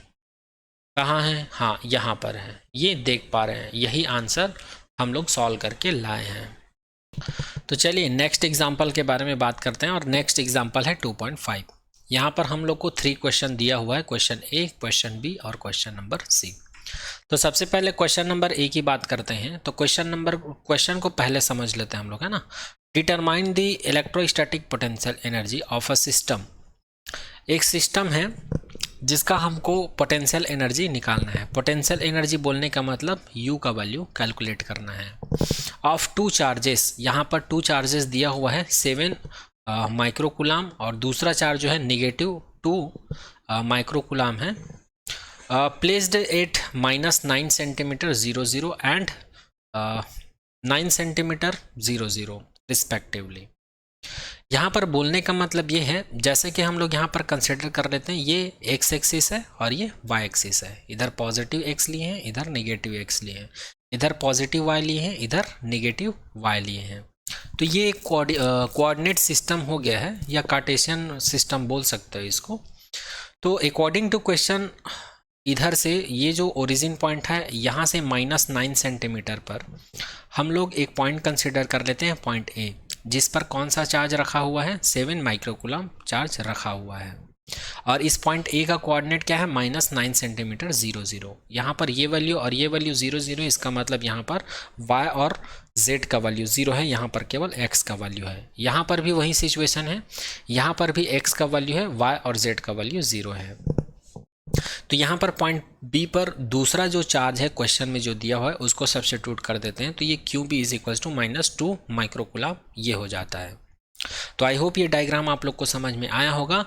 और यहाँ पर जो ओरिजिन पॉइंट है, यहाँ पर XYZ कोऑर्डिनेट जो होता है उसका वैल्यू क्या होता है, 0 0 0 होता है। अब हम लोग को फर्स्ट क्वेश्चन में कैलकुलेट क्या करना है, पोटेंशियल एनर्जी, या इसी को हम लोग वर्क डन बोल सकते हैं। तो ऑलरेडी हम लोग वर्क डन या पोटेंशियल एनर्जी के लिए फॉर्मूला पता है हम लोग को, 1/4πε0 Q1 Q2/r² होता है। तो यहाँ पर Q1 का वैल्यू दिया हुआ है, Q2 का वैल्यू दिया हुआ है और दोनों के बीच का डिस्टेंस भी हम लोग को दिया हुआ है। अगर ओरिजिन पॉइंट से इधर का 9 सेंटीमीटर लें और निगेटिव डायरेक्शन में इधर का 9 सेंटीमीटर लें, तो इन दोनों चार्जेस के बीच का जो रिजल्टेंट जो डिस्टेंस है वो कितना हो जाएगा, 18 सेंटीमीटर हो जाएगा। तो यहाँ पर जब हम लोग Q1 Q2 और R का वैल्यू सब्स्टिट्यूट करेंगे और 1/4πε वैल्यू का सब्स्टिट्यूट करेंगे, तो हम लोग को मिल जाएगा 7 क्रॉस -2 क्रॉस 10 की पावर में -12 अपॉन 0.18। यहाँ पर जो 18 सेंटीमीटर है इसको मीटर में कन्वर्ट करके लिखा हुआ है। और ऑलरेडी हम लोग पढ़ चुके हैं कि कोई भी वैल्यू जो सेंटीमीटर में होता है उसको मीटर में कन्वर्ट करने के लिए 10 की पावर -2 का मल्टीप्लाई करते हैं, और 18 में जब 10 की पावर -2 का मल्टीप्लाई करेंगे तो ये हो जाएगा 0.18 मीटर। अब यहाँ से हम लोग क्या करेंगे, जब हम लोग इसको सॉल्व करेंगे तो हम लोग को आंसर कितना मिलेगा, -0.7 जूल मिलेगा। ये कैसे मिलेगा इसको आप लोग सॉल्व करके देख लीजिएगा। इस प्रकार का बहुत सारा सॉल्यूशन ऑलरेडी हम लोग कर चुके हैं। यहाँ पर आप लोग करेंगे क्या, यहाँ पर 10 की पावर 9 है, यहाँ पर 10 की पावर में -12 है। जब हम लोग इसमें सबसेट करेंगे 12 में से 9 को सबसेट करेंगे तो हम लोग को यहाँ पर मिलेगा 10 की पावर में -3 मिल जाएगा। और यहाँ पर -2 है और यहाँ पर 7 है, तो ये 14 हो जाएगा। और यहाँ पर ये 0.18 है, इसको हम लोग 18/100 लिख सकते हैं। तो ये जो 100 जो है इधर ऊपर चला जाएगा। तो यहाँ पर पहले से ऑलरेडी 10 की पावर -3 था और यहाँ पर 10 की पावर 2 बचेगा। ठीक है, तो जब हम लोग इसको सॉल्व करेंगे तो यहाँ पर 9 जो है 2 टाइम में कट जाएगा और ये जो हो जाएगा 7 to the 14 हो जाएगा। ठीक है। और यहाँ पर 2 और बच जाएगा, तो 2 को फिर हम लोग जो 14 है उसको 2 से डिवाइड करेंगे तो हम लोग को 7 मिलेगा। 7/10 मिलेगा। यहाँ पर जो वैल्यू मिलेगा इसको सॉल्व करने के बाद 7/10 मिलेगा, और इसको हम लोग लिख सकते हैं -0.7 जूल लिख सकते हैं। तो यही इस फर्स्ट क्वेश्चन का आंसर होगा। चलिए नेक्स्ट क्वेश्चन की बात करते हैं। नेक्स्ट क्वेश्चन है how much work is required to separate two the two charges infinitely away from the each other. यहाँ पर बोलने का मतलब ये है जैसे कि ये एक पॉइंट है ए जिस पर ये चार्ज रखा हुआ है, दूसरा पॉइंट है बी जिस पर -q चार्ज रखा हुआ है। अब ये -q चार्ज को हम लोग को क्या करना है, इनफाइनाइट डिस्टेंस पर शिफ्ट करना है। तो हम लोग कंसिडर कर लेते हैं पॉइंट बी से इनफाइनाइट डिस्टेंस पर एक पॉइंट है सी, इनफाइनाइट डिस्टेंस पर। तो इस पॉइंट पर इस चार्ज का जो पोटेंशियल एनर्जी होगा वो ऑलरेडी हम लोग निकाल चुके हैं, -0.7 जूल निकाल चुके हैं, ये इनिशियल एनर्जी है। अब इसके ऊपर हम लोग क्या करते हैं, एक्सटर्नल फोर्स अप्लाई करते हैं जिससे ये यहाँ पर वर्क होगा और ये जो है पॉइंट सी पर आ जाएगा। तो पॉइंट सी पर हम लोग को जो फाइनल पोटेंशियल एनर्जी वो कितना मिलेगा, इनफाइनाइट मिलेगा, क्योंकि इन दोनों के बीच का डिस्टेंस क्या है, इनफाइनाइट है। और आर के जगह पर यदि इनफाइनाइट रखेंगे इलेक्ट्रिक पोटेंशियल एनर्जी के डेफिनेशन में, तो हम लोग को पोटेंशियल एनर्जी का जो फाइनल वैल्यू है ये कितना मिल जाएगा, इनफाइनाइट मिल जाएगा। अब हम लोग क्या करते हैं, यहाँ पर हम लोग को क्या निकालना है, वर्क निकालना है। कैसा वर्क निकालना है, सेपरेट करने के लिए जो रिक्वायर्ड एनर्जी है या रिक्वायर्ड वर्क है। तो उसके लिए हम लोग क्या करते हैं, एनर्जी में चेंज निकालते हैं। और चूंकि हम लोग 11th क्लास में पढ़ चुके हैं, जो वर्क डन होता है वो एनर्जी में जो चेंज होता है, एनर्जी में चेंज बोलने का मतलब जो फाइनल एनर्जी होता है और जो इनिशियल एनर्जी होता है दोनों के डिफरेंस के इक्वल होता है।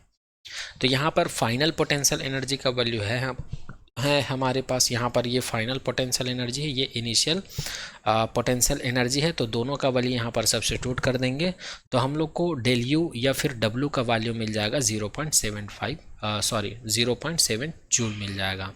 तो यही इस क्वेश्चन का आंसर होगा। तो आई होप ये सेकेंड क्वेश्चन भी आप लोग को समझ में आ गया होगा। चलिए नेक्स्ट क्वेश्चन की बात करते हैं, क्वेश्चन नंबर सी। तो क्वेश्चन नंबर सी क्या बोल रहा है, suppose that the same system of charge is now placed in an external electric field E is equals to A/r², जहाँ पर A का वैल्यू है 9 × 10⁵ newton per second, newton per coulomb metre square. तब यहाँ पर हमको ये बताना है what would the electrostatic energy of the configuration be. अब हम लोग क्या कर देते हैं, यहाँ पर जो ए और बी के वजह से यहाँ पर जो डाइपोल है, इस डाइपोल को हम लोग कहाँ पर ले जाकर रख देते हैं, इलेक्ट्रिक फील्ड में ले जाकर रख देते हैं। तो हम लोग कंसीडर कर लेते हैं कि यहाँ पर अकॉर्डिंग टू क्वेश्चन, ये क्वेश्चन में दिया हुआ है ना, यहाँ पर एक इलेक्ट्रिक फील्ड कंसीडर कर लेते हैं और ये इलेक्ट्रिक फील्ड का वैल्यू कितना है, A/r² है, जहाँ पर A का वैल्यू क्या है 9 × 10⁵ न्यूटन मीटर स्क्वायर पर कूलम है। अब इसी इलेक्ट्रिक फील्ड में उस डाइपोल को लाकर रख देते हैं जो डाइपोल हमको दिया हुआ था, तो वो डाइपोल का वैल्यू ये है। अब हम लोग जानते हैं या हमारे पास है mutual interaction between the charges. अब यहाँ पर जब इलेक्ट्रिक फील्ड कंसीडर नहीं किए थे तो ये जो डाइपोल है, तो इस डाइपोल में जो 2 चार्जेस है इसकी वजह से हम लोग को पोटेंशियल एनर्जी कितना मिला था, -0.7 जूल मिला था। इसको हम लोग इक्वेशन नंबर 1 दे देते हैं। अब हम लोग क्या करते हैं, इसको जब हम लोग इलेक्ट्रिक फील्ड में ला कर रख देते हैं जिसका वैल्यू ये है, तब इसकी पोटेंशियल एनर्जी क्या होगी, तो इसी को हम लोग कहेंगे now electrostatic energy on charge +q and -q due to E। तो +q चार्ज के ऊपर इलेक्ट्रिक फील्ड जो अप्लाई किए उसके ऊपर जो इलेक्ट्रिक पोटेंशियल एनर्जी होगा वो कितना होगा, +qv होगा, क्योंकि हम लोग को पता है इलेक्ट्रिक पोटेंशियल क्या होता है, पोटेंशियल एनर्जी और जो यूनिट चार्ज होता है उसके रेशियो के इक्वल होता है। तो इस q को इधर ट्रांसफ़र करके हम लोग u का वैल्यू आसानी से निकाल सकते हैं। ठीक है, u का वैल्यू आसानी से निकाल सकते हैं। और एक और रिलेशन हम लोग को पता है कि जो इलेक्ट्रिक फील्ड है वो इलेक्ट्रिक पोटेंशियल और जो चार्ज के बीच का जो डिस्टेंस होता है उनके रेशियो के इक्वल होता है। तो यहाँ से v का वैल्यू निकाल सकते हैं r को इधर ट्रांसफ़र करके, तो v का वैल्यू हम लोग को मिल जाता है ER। ठीक है, तो यहाँ से पॉजिटिव चार्ज की वजह से, जो इलेक्ट्रिक फील्ड की वजह से जो पॉजिटिव चार्ज पर इलेक्ट्रिक पोटेंशियल एनर्जी मिलेगी वो कितना मिलेगा, U + q is equals to +q v मिलेगा। अब यहाँ पर v का वैल्यू हम लोग यहाँ से सब्स्टिट्यूट कर देते हैं, तो इसको हम लोग लिख सकते हैं QER। तो फाइनली हम लोग को कितना मिल जाएगा, u प्लस क्यू। अच्छा, यहाँ पर e का वैल्यू हमारे पास क्या है, क्वेश्चन में दिया हुआ है। क्वेश्चन में क्या दिया हुआ है, क्वेश्चन में e का वैल्यू a/r² दिया हुआ है। तो इस वैल्यू को जब हम लोग यहाँ पर सब्स्टिट्यूट करेंगे तो यहाँ पर r² है, यहाँ पर r है, दोनों कैंसिल आउट हो जाएंगे, तो एक r यहाँ पर बच जाएगा। तो यहाँ पर इसको लिख देंगे u plus Q is equals two plus Q a/r, और इसको दे देते हैं इक्वेशन नंबर 2। इसी प्रकार हम लोग नेगेटिव चार्ज पर इलेक्ट्रिक पोटेंशियल एनर्जी कैलकुलेट करेंगे इलेक्ट्रिक फील्ड की वजह से। तो ये कितना हो जाएगा, u minus q is equals to minus q a/r। इसको हम लोग इक्वेशन नंबर 3 दे देते हैं।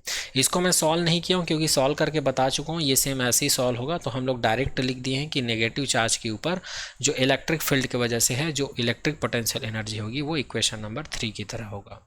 आगे बात करते हैं, अब हम लोग बात करते हैं नेट इलेक्ट्रोस्टैटिक एनर्जी। अब हम लोग इस डाइपोल के ऊपर टोटल इलेक्ट्रिक पोटेंशियल एनर्जी है उसकी बात करते हैं, जिसको हम लोग इलेक्ट्रोस्टैटिक एनर्जी कहते हैं। तो नेट पोटेंशियल एनर्जी कितना हो जाएगा, प्लस चार्ज की वजह से जो पोटेंशियल एनर्जी है, जो नेगेटिव चार्ज की वजह से जो इंडिविजुअल पोटेंशियल एनर्जी फील्ड की वजह से, और जब फील्ड नहीं था तब उस डाइपोल का या दोनों चार्ज का जो इलेक्ट्रिक पोटेंशियल एनर्जी था इन सभी के सम के इक्वल होगा। तो यहाँ पर ये वाला वैल्यू हम लोग ऑलरेडी कैलकुलेट कर चुके हैं, -0.7 जूल, और ये वाला वैल्यू हम लोग इक्वेशन नंबर 2 से, और ये इसका वैल्यू जो है इक्वेशन नंबर 3 से सब्स्टिट्यूट कर देते हैं। ओके, अब जो इक्वेशन नंबर 1 है और 2 है और इक्वेशन नंबर 3 है, इन सभी का वैल्यू यहाँ पर सब्स्टिट्यूट कर देंगे। तो यहाँ पर u का वैल्यू इक्वेशन नंबर 1 से देख सकते हैं -0.7 जूल है, तो ये सब्स्टिट्यूट कर दिए हैं। और यहाँ पर u प्लस क्यू का वैल्यू इक्वेशन नंबर 2 से यहाँ पर है, तो q का वैल्यू हमको क्वेश्चन में दिया हुआ है 7 माइक्रोकूलम, और r का वैल्यू भी हम लोग को क्वेश्चन में दिया हुआ है। r का वैल्यू हम लोग को दिया हुआ था 9 सेंटीमीटर। तो 9 सेंटीमीटर को मीटर में कन्वर्ट करेंगे तो ये क्या हो जाएगा, 10⁻² मीटर हो जाएगा। इसलिए यहाँ पर r की जगह पर क्या सब्स्टिट्यूट किया गया है, 9 क्रॉस 10⁻² सब्स्टिट्यूट किया है, और a का वैल्यू वैसा ही है, इसको बाद में सब्स्टिट्यूट करेंगे। इसका वैल्यू भी हम लोग को क्वेश्चन में दिया हुआ है 9 क्रॉस 10⁵ न्यूटन मीटर स्क्वायर पर कूलम। उसी प्रकार यहाँ पर u माइनस क्यू का वैल्यू भी हम लोग को इक्वेशन नंबर 3 में दिया हुआ है, तो q का वैल्यू क्वेश्चन में दिया हुआ है तो -2 माइक्रोकूलम हो जाएगा ये। और a का वैल्यू हम लोग अभी सब्स्टिट्यूट नहीं किए हैं, r का वैल्यू क्या हो जाएगा, 9 क्रॉस 10⁻² हो जाएगा। अब हम लोग क्या करते हैं, इसको सॉल्व करेंगे। तो 7 माइक्रोकूलम को जब हम लोग कूलम में लिखेंगे तो 10⁻⁻6 का मल्टीप्लाई कर देंगे, और a का वैल्यू हम लोग को यहाँ पर दिया हुआ है, इसको भी हम यहाँ पर सब्स्टिट्यूट कर दिए, और r का वैल्यू तो वही रहेगा। और यहाँ पर इसको क्या लिख सकते हैं, ये प्लस है ये माइनस है, तो इसको हम लोग माइनस लिख सकते हैं, और ये 2 क्रॉस 10⁻⁻6 हो जाएगा, और ये 9 क्रॉस 10⁻⁵ और अपन में 9 क्रॉस 10⁻⁻2 हो जाएगा, ये वैसे ही रहेगा। चलिए आगे इसको हम लोग सॉल्व करते हैं, और आगे हम लोग जब इसको सॉल्व करते हैं तो हम लोग को क्या मिल जाता है, -0.7 प्लस 7 क्रॉस 10⁻⁻6 क्रॉस 9 क्रॉस 10⁻⁵ अपन में ये मिलेगा, माइनस उसके बाद ये मिल जाएगा। और जब हम लोग इसको सॉल्व करेंगे तो ये हो जाएगा -0.7, और जब इसको हम लोग सॉल्व करेंगे तो ये 9 और 9 कैंसिल आउट हो जाएगा, और यहाँ से 10⁻⁻6 है तो 10⁻+5 है तो 10⁻⁻1 बचेगा, और जब हम लोग इसको ऊपर ले जाएंगे तो ये +2 हो जाएगा, तो +2 में -1 चला गया, तो यहाँ पर कितना बचेगा, 10 बचेगा, और 10 का मल्टीप्लाई 7 से करेंगे तो ये 70 हो जाएगा। उसी प्रकार यहाँ पर भी ये 9 कैंसिल आउट हो जाएगा, और ये कैंसिल आउट हो जाएगा, तो यहाँ पर क्या बचेगा, 10⁻⁻4 बचेगा, और 10⁻⁻4 में से 5 में से 4 को सबसेट करेंगे तो एक 10 बच जाएगा, और एक 10 बचेगा उसका मल्टीप्लाई 2 से करेंगे तो ये 20 हो जाएगा। अब यहाँ से 70 में 20 को सबसेट करेंगे तो 50 आएगा, और यहाँ पर -0.7 है, और 50 में से 0.7 को सबसेट करेंगे तो हम लोग को लगभग मिल जाएगा 493/10 मिल जाएगा, और इसको हम लोग लिख सकते हैं 49.3 जूल लिख सकते हैं। तो इस प्रकार से अगर हम लोग जो क्वेश्चन में डाइपोल दिया हुआ था उसको इलेक्ट्रिक फील्ड में यदि रख देते हैं तो उस डाइपोल पर जो टोटल या नेट इलेक्ट्रोस्टैटिक फील्ड जो होगा वो कितना होगा, 49.3 जूल होगा। तो यहाँ पर ये क्वेश्चन भी कंप्लीट होता है। ओके, अब चलिए नेक्स्ट क्वेश्चन की तरफ बढ़ते हैं। तो इस चैप्टर का नेक्स्ट एग्जाम्पल है एग्जाम्पल 2.6। तो एग्जाम्पल 2.6 क्या बोलता है देख लेते हैं। A molecule of a substance has permanent electric dipole moment of magnitude 10 के पावर माइनस 29 कूलाम मीटर है। तो यहाँ पर हमको क्वेश्चन में दिया हुआ है इलेक्ट्रिक डाइपोल मोमेंट दिया हुआ है 10 के पावर माइनस 29 सेंटीमीटर, और ये किसके लिए है, तो ये प्रत्येक मॉलिक्यूल का है, मतलब ईच मॉलिक्यूल्स का जो इलेक्ट्रिक डाइपोल मोमेंट है इतना है किसी भी सब्सटेंस के अंदर। आगे लिखा है a mole of this substance is polarised by applying a strong electrostatic field of magnitude this.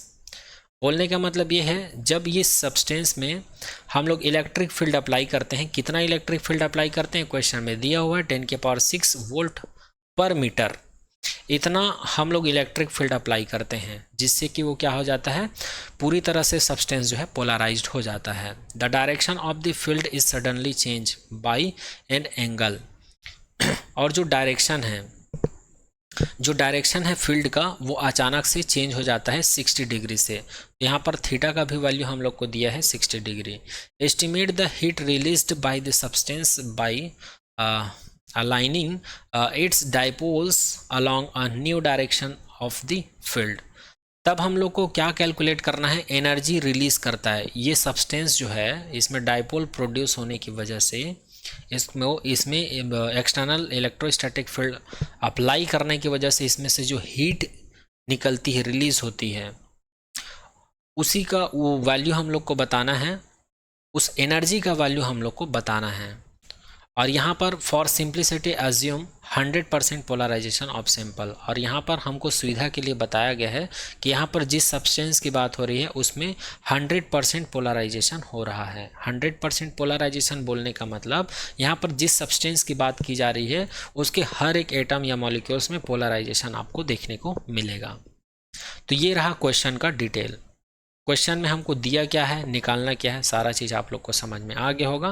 Question में हमको प्रत्येक ईच मॉलिक्यूल्स का जो डाइपोल मोमेंट है ये दिया हुआ है, तो हम लोग पूरे एटम्स का डाइपोल मोमेंट निकाल सकते हैं। तो पूरे एटम का डाइपोल मोमेंट कैसे निकालेंगे, पूरे सब्सटेंस का डाइपोल मोमेंट कैसे निकालेंगे, तो हम लोग को पता है 1 मोल सब्सटेंस जो होता है ना, 1 मोल सब्सटेंस जो होता है उसमें टोटल कितने मॉलिक्यूल्स होते हैं, 6 क्रॉस 10 के पावर 10 के पावर 23 मॉलिक्यूल्स होते हैं।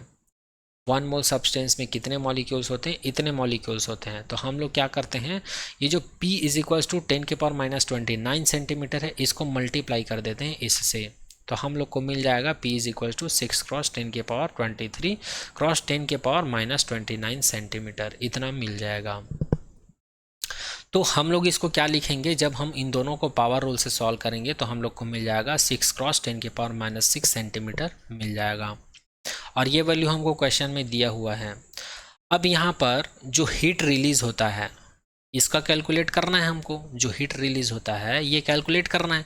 तो ऑलरेडी हम लोग को पता है हीट क्या होता है, heat is a form of energy, ये हम लोग को पता है। That means here we have to calculate the change in potential energy, ये हमको कैलकुलेट करना है।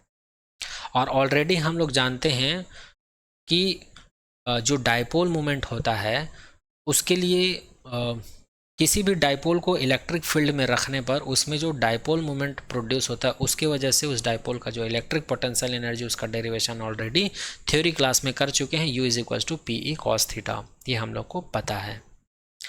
अब कई लोग के दिमाग में ये सवाल उठ रहा होगा, ये इक्वेशंस तो हम लोग डिराइव किए हैं डाइपोल मोमेंट के लिए जब उसको एक्सटर्नल इलेक्ट्रिक फील्ड में रखते थे, तो भाई यहाँ पर भी तो वही केस है, कोई भी सब्सटेंस है उसके ऊपर हम लोग स्ट्रॉन्ग इलेक्ट्रोस्टैटिक फील्ड अप्लाई किए हैं, और यहाँ पर 100% उसका पोलराइजेशन हो रहा है, मतलब यहाँ पर 100% कुछ ना कुछ डाइपोल मिलेगा, और प्रत्येक मॉलिक्यूल में इतना डाइपोल मोमेंट है, तो पूरा सब्सटेंस के मॉलिक्यूल्स में जो टोटल डाइपोल मोमेंट होगा वो इतना होगा। अब हम लोग क्या करते हैं, इनिशियल पोटेंशियल एनर्जी निकालते हैं यहाँ पर इसकी मदद से। तो हम लोग यहाँ पर क्वेश्चन के अकॉर्डिंग जो इनिशियल एंगल है वो थीटा इज इक्वल टू 0 रहा होगा। तो थीटा इज इक्वल टू 0 के लिए हम लोग यहाँ पर इस फॉर्मूले से पोटेंशियल एनर्जी कैलकुलेट करेंगे, UI is equal to -6 cross 10 के पावर -6 क्रॉस 10 के पावर 6 क्रॉस ये हो जाएगा cos 0, ये हो जाएगा cos 0। और जब हम लोग इसको सॉल्व करेंगे तो हम लोग को इक्वेशन नंबर 1 मिल जाता है, UI is equal to -6 joule, इसको सॉल्व करने के बाद, है ना। ये तो पावर में 0 हो जाएगा, यहाँ पर -6 बस बचेगा और cos 0 का भी वैल्यू 1 हो जाएगा। इसी प्रकार हम लोग फाइनल पोटेंशियल एनर्जी निकाल सकते हैं। और फाइनल पोटेंशियल एनर्जी क्या है, यहाँ पर क्वेश्चन में बोला गया है जो डाइपोल जो है या इलेक्ट्रिक फील्ड का जो डायरेक्शन है 60 डिग्री से चेंज होता है। तो यहाँ पर फाइनल एंगल हमको कितना मिलेगा जी, थीटा = 60 डिग्री मिलेगा। तो यहाँ से इस फॉर्मूले से हम लोग फिर से फाइनल पोटेंशियल एनर्जी निकाल सकते हैं। UF = -6 cross 10⁻⁻6 cross 10⁻6 cross cos 60, और cos 60 का वैल्यू हम लोग को पता है हाफ होता है ना। तो इसको जब हम लोग सॉल्व करेंगे तो ये 10⁻0 हो जाएगा, क्योंकि -6 से +6 है, और ये 1/2 हो जाएगा। तो ये 6 जो है 2 से डिवाइड करेंगे तो ये 3 हो जाएगा। तो फाइनल पोटेंशियल एनर्जी हम लोग को कितना मिलेगा, UF = -3 जूल मिल जाएगा। Sorry for that. अब हम लोग को क्या निकालना है, हीट रिलीज हो रहा है उसका वैल्यू निकालना है, मतलब पोटेंशियल एनर्जी में चेंज निकालना है। तो एनर्जी में चेंज का वैल्यू ऑलरेडी हम लोग को पता है, फाइनल पोटेंशियल एनर्जी और जो इनिशियल पोटेंशियल एनर्जी है दोनों का जो डिफरेंस होता है वही चेंज इन एनर्जी होता है, या रिलीज हीट रिलीज जो होता है उसका वैल्यू होता है। तो यहाँ पर ये वाला वैल्यू और ये वाला वैल्यू यहाँ पर लाकर सब्स्टिट्यूट कर देंगे तो हमको मिलेगा -3J -6J, और जब हम लोग इसको सॉल्व करेंगे तो हम लोग को मिल जाएगा ΔU = 3J, और यही इस क्वेश्चन का आंसर होगा, यही इस क्वेश्चन का आंसर होगा। तो आई होप ये क्वेश्चन भी आप लोग को समझ में आया होगा। इसका मतलब यहाँ पर ये है कि जो सब्सटेंस है वो कितना हीट रिलीज करता है, कितना एनर्जी का हीट रिलीज करता है, तो 3 जूल का एनर्जी वो रिलीज करेगा जो सब्सटेंस है जिसके ऊपर स्ट्रॉन्ग इलेक्ट्रोस्टैटिक फील्ड अप्लाई किया गया है। ठीक है, अब चलिए यहाँ पर 2.6 एग्जाम्पल जो है कंप्लीट होता है। इसके बाद नेक्स्ट एग्जाम्पल की बात करते हैं जो कि है 2.7 एग्जाम्पल है, इसके बारे में बात करते हैं। तो यहाँ पर फर्स्ट क्वेश्चन है, फर्स्ट क्वेश्चन में बोला गया है a comb run through once dry hair attract small beads of paper, why? What happened if the hair is wet or if it is a rainy day? Remember a paper does not conduct electricity. यहाँ पर first question ये बोला जा रहा है, अगर हम लोग का हेयर क्या होता है, सूखा होता है, और जब हम लोग ये कॉम्ब को क्या करते हैं, फ्रिक्शन करवाते हैं हेयर से, तो ये क्या होता है, जो स्मॉल पेपर का जो टुकड़ा होता है, स्मॉल जो कंकड़ होते हैं, लाइट वेट जो छोटे छोटे बहुत बारीकी कंकड़ होते हैं, या जो स्मॉल बीट पेपर होता है, ये सब को अपनी ओर क्या कर लेता है, अट्रैक्ट कर लेता है। तो ऐसा क्यों होता है, इसका रीज़न बताना है। दूसरी चीज़, अगर हम लोग हेयर को गीला कर देंगे, वेट मतलब हेयर को गीला कर देंगे, या फिर रेनी सीजन में ऑलरेडी हम लोग के बाल में बहुत ज़्यादा नमी या गीला टाइप रहता है, तो उस सिचुएशंस में क्या होगा ये बताना है। तो पहले वाले का आंसर क्या हो जाएगा, यहाँ पर फ्रिक्शन की वजह से, यहाँ पर कॉम्ब में फ्रिक्शन की वजह से चार्ज प्रोड्यूस हो जाते हैं। कॉम्ब में क्या हो जाता है, चार्ज, अपोजिट चार्ज प्रोड्यूस हो जाता है। जो हेयर में जो चार्ज रहता है उसी का अपोजिट चार्ज इसमें प्रोड्यूस हो जाता है, इसलिए ये छोटे छोटे जो बीट्स ऑफ पेपर हैं उसको अपनी ओर अट्रैक्ट करने लगते हैं। तो ये इसका आंसर कंप्लीट। अब इसमें हम लोग को ये बताना है, यदि हम लोग बाल को गीला कर दें उसके बाद या रेनी सीजन हो, तो उसके बाद अगर हम लोग इसमें किसी ऑब्जेक्ट को या कॉम्ब को फ्रिक्शन करवाएं हेयर में, तो उसके बाद ये किसी भी ऑब्जेक्ट को अपनी ओर अट्रैक्ट नहीं करेगा। और यही इसमें पूछा जा रहा है कि क्या होगा अगर बाल को गीला करके अगर हम लोग कॉम्ब को फ्रिक्शन करवाएं, तो उसी को पूछा जा रहा है। तो यहाँ पर यह आंसर भी कंप्लीट हो गया। जो मैं यहाँ पर बोला वही चीज़ यहाँ पर लिखा है, फिर भी एक बार रीड कर देता हूँ। This is because the comb gate charge by friction, वही चीज़ मैं अभी बताया आप लोग को, है ना।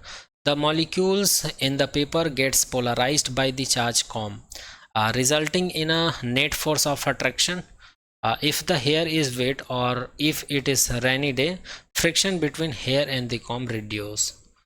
जब हम लोग बाल को गीला कर देते हैं तो कॉम्ब और हेयर के बीच में जो फ्रिक्शन है उसका वैल्यू कम हो जाता है। The comb does not get charge and does it will not attract small bite of paper. ठीक है, तो मैं जो बोला वही चीज़ यहाँ पर लिखा हुआ है। चलिए नेक्स्ट क्वेश्चन की बात करते हैं। Ordinary rubber is an insulator. यहाँ पर बोला जा रहा है जो सामान्य रबर होता है वो पूरी तरह से इंसुलेटेड होता है, मतलब उसमें करंट फ्लो होता ही नहीं, चार्ज का भी फ्लो नहीं होता। But special rubber tyre of aircraft are made slightly conducting, why is this necessary. यहाँ पर बोला जा रहा है बट जो स्पेशल रबर होता है उसमें स्लाइटली मतलब थोड़े बहुत मात्रा में कंडक्टिंग मटेरियल का मिक्सिंग होता है। जैसे कि एरोप्लेन होता है, एरोप्लेन का जो टायर बना रहता है उसमें स्मॉल कंडक्टिंग मटेरियल का मिक्स होता है। ठीक है।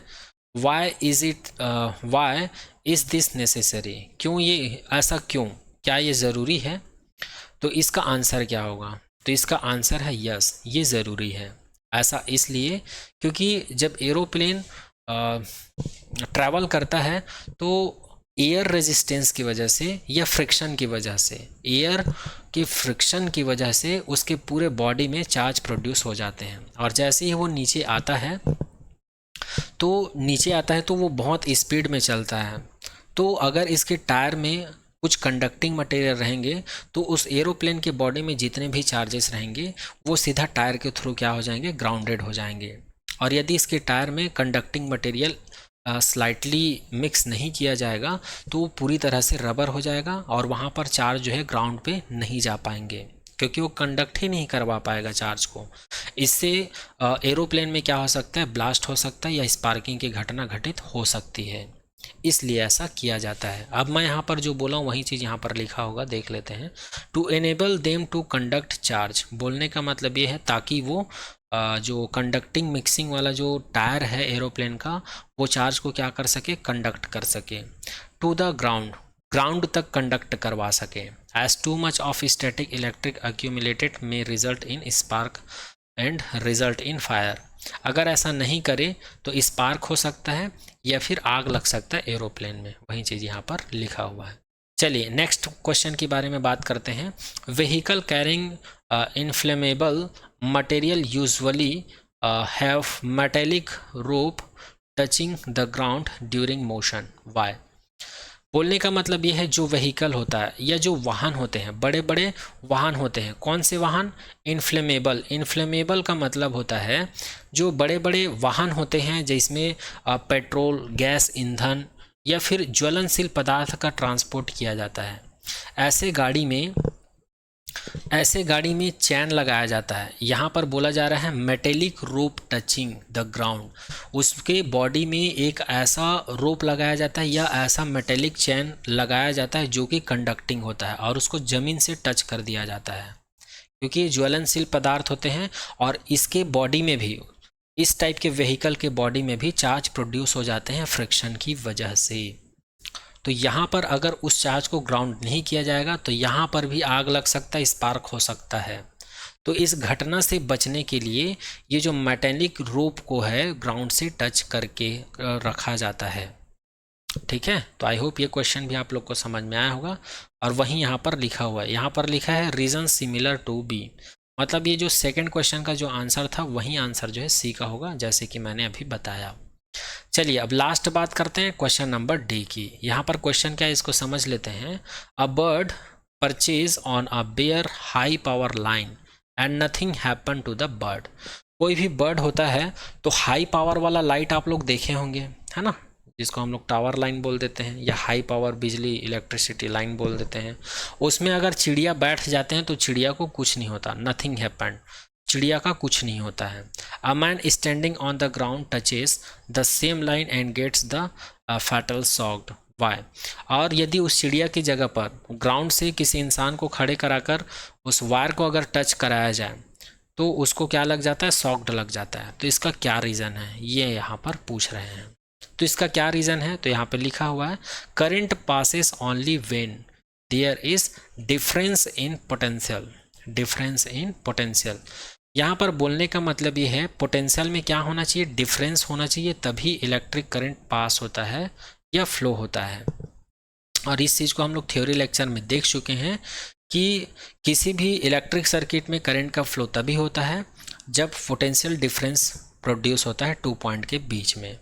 जैसे कि हम लोग एक सर्किट में बल्ब कनेक्ट कर देते हैं और उसमें एक बैटरी कनेक्ट कर देते हैं, तो बैटरी क्या करता है? जैसे ही बैटरी के स्विच को ऑन करते हैं वो इलेक्ट्रिक पोटेंशियल डिफरेंस प्रोड्यूस कर देता है उस सर्किट में, तभी उसमें करंट फ्लो होता है हाई पोटेंशियल डिफरेंस से लो पोटेंशियल डिफरेंस तक। ये इसका रीज़न है। तो चिड़िया क्या करते हैं, बर्ड्स क्या होता है, जब उसके ऊपर बैठते हैं वायर के ऊपर, तो उनको अर्थिंग नहीं मिल पाता है। उसको क्या नहीं मिल पाता है, अर्थिंग नहीं मिल पाता या ग्राउंड नहीं मिल पाता है, जिससे कि उसके बॉडी में पोटेंशियल डिफरेंस प्रोड्यूस नहीं हो पाता है। तो उनके बॉडी में जो चार्जेस हैं या जो पोटेंशियल है वो सेम रहता है, उसमें किसी भी प्रकार का डिफरेंस नहीं होता है। जबकि इंसान के बॉडी के अंदर क्या पाया जाता है, अगर पोटेंशियल या चार्जेस की बात करें तो उसमें डिफरेंस पाया जाता है। जैसे कि कोई इंसान जो है ज़मीन से खड़े होकर किसी तार को टच कर दे तो डायरेक्ट ये ग्राउंड हो जाते हैं, ग्राउंड से टच हो जाते हैं, इसलिए उसमें का चार्ज जो है ग्राउंड की तरफ हमारे बॉडी से होकर फ्लो होने लगता है। और आप लोग को तो पता है जब चार्ज का फ्लो हमारे बॉडी से होकर जाएगा तो चार्ज के फ्लो की वजह से क्या प्रोड्यूस होता है, करंट प्रोड्यूस हो जाता है। तो इस प्रकार हम इंसान को शॉक लग जाता है, करंट लग जाता है, क्योंकि हमारा जो शरीर है ज़मीन से जुड़ा रहता है। तो जो उस तार में इलेक्ट्रिक करंट फ्लो होगा उसका चार्ज तो ग्राउंड में जाने की कोशिश करेगा ना हमारी बॉडी के थ्रू, तो उसमें हमारे बॉडी में क्या जनरेट हो जाता है, इलेक्ट्रिक पोटेंशियल डिफरेंस प्रोड्यूस हो जाता है। इस प्रकार से हम लोगों को शॉक्ड लगता है ना। चलिए आगे बात करते हैं, एग्जाम्पल नंबर 2.8 की बात करते हैं। तो यहाँ पर बोला गया है a slab of material of dielectric constant K has the same area as the plate of parallel plate capacitor but has the thickness is 3/4D where D is the separation of the plate. How is the capacitance changed when the slab is inserted between the plates? यहाँ पर बोलने का मतलब क्या है, मैं direct इस diagram के थ्रू बता देता हूँ आप लोग को। यहाँ पर बोला जा रहा है कि हमारे पास एक कैपेसिटर है, पैरेलल प्लेट कैपेसिटर की बात हो रही है यहाँ पर। तो ये पैरेलल प्लेट है, हम लोग कंसिडर कर लेते हैं। ये एक प्लेट है, इस प्लेट को मैं ए नाम देता हूँ, और ये दूसरा प्लेट है। प्लेट ए पर पॉजिटिव चार्ज है, प्लेट बी पर नेगेटिव चार्ज है, और दोनों प्लेट को हम लोग डी डिस्टेंस से सेपरेट कर दिए हैं। और इन दोनों प्लेट के बीच में किसी भी प्रकार का मटेरियल नहीं है, कोई भी डाइलेक्ट्रिक नहीं है। तो इस सिचुएशंस में इसका जो इलेक्ट्रिक फील्ड है, तो इलेक्ट्रिक फील्ड हम लोग को पता है E = क्या होता है, V/D होता है, ये पता है। तो अकॉर्डिंग टू दिस एग्जाम्पल, यहाँ पर इस सिचुएशंस में जब कोई मटेरियल नहीं होता है प्लेट के बीच में, तो इसका इलेक्ट्रिक फील्ड को क्या कंसिडर किया है, E0 = V0/D, जैसे कि यहाँ पर लिखा हुआ है। तो ऐसा हम लोग कंसिडर कर लिए हैं। अब हम लोग क्या कर देते हैं, इन दोनों प्लेट के बीच में एक डाइलेक्ट्रिक सब्सटेंस को डाल देते हैं, और जो डाइलेक्ट्रिक सब्सटेंस डालते हैं इसकी मोटाई कितनी होती है, T मोटाई की होती है। तो यहाँ पर जो इलेक्ट्रिक फील्ड जो होता है इस कैपेसिटर में वो कितना होता है, E = E0/K कंसिडर कर लेते हैं अकॉर्डिंग टू क्वेश्चन, जैसे कि यहाँ पर दिखाया गया है, ऐसा मान लेते हैं। और यहाँ पर एक चीज़ और दिया गया है, यहाँ पर जो कैपेसिटर के बीच में जो डाइलेक्ट्रिक सब्सटेंस डाले हैं इसकी मोटाई हम लोग को कितनी दी हुई है, इसका मोटाई हम लोग को क्वेश्चन में दिया हुआ है 3/4D, इसलिए हम लोग T = 3D/4 लिख लेते हैं T का वैल्यू। और जब ये डाइलेक्ट्रिक मटेरियल की मोटाई अगर इतनी है, तो जहाँ पर डाइलेक्ट्रिक सब्सटेंस नहीं है, जैसे कि इधर इतना गैप है और इधर इतना गैप है, तो यहाँ पर और यहाँ पर इन दोनों को मिलाकर यहाँ पर जो फ्री स्पेस की जो डिस्टेंस है दोनों प्लेट के बीच में, उसको हम लोग D' कंसिडर कर लेते हैं। और ये वैल्यू हम लोग को कब मिलेगा, तो इन दोनों प्लेट के बीच का जो डिस्टेंस है वो D है। अगर D में से अगर हम लोग इस T को हटा दें तो हम लोग को फ्री स्पेस में डिस्टेंस मिल जाएगा। इसीलिए मैं D' को क्या किया हूँ, D से सब्सट्रैक्ट कर दिया हूँ इतने के वैल्यू से 3D/4 से। तो जब हम लोग D को 3D/4 को सब्सट्रैक्ट करेंगे D में से, तो हम लोग को D' = क्या मिल जाएगा, D/4 मिल जाएगा। और ये किसके लिए डिस्टेंस है, दोनों प्लेट के बीच का डिस्टेंस है, जब यहाँ पर किसी भी प्रकार का कोई डाइलेक्ट्रिक मटेरियल नहीं होगा, और मटेरियल होगा उसकी मोटाई कितनी होगी, T = 3D/4 होगा। ठीक है। अब ऑलरेडी हम लोग को पता है E = V/D होता है, तो इसको हम लोग क्या लिख सकते हैं, V = ED लिख सकते हैं, इसको इधर ट्रांसफ़र करके, है ना।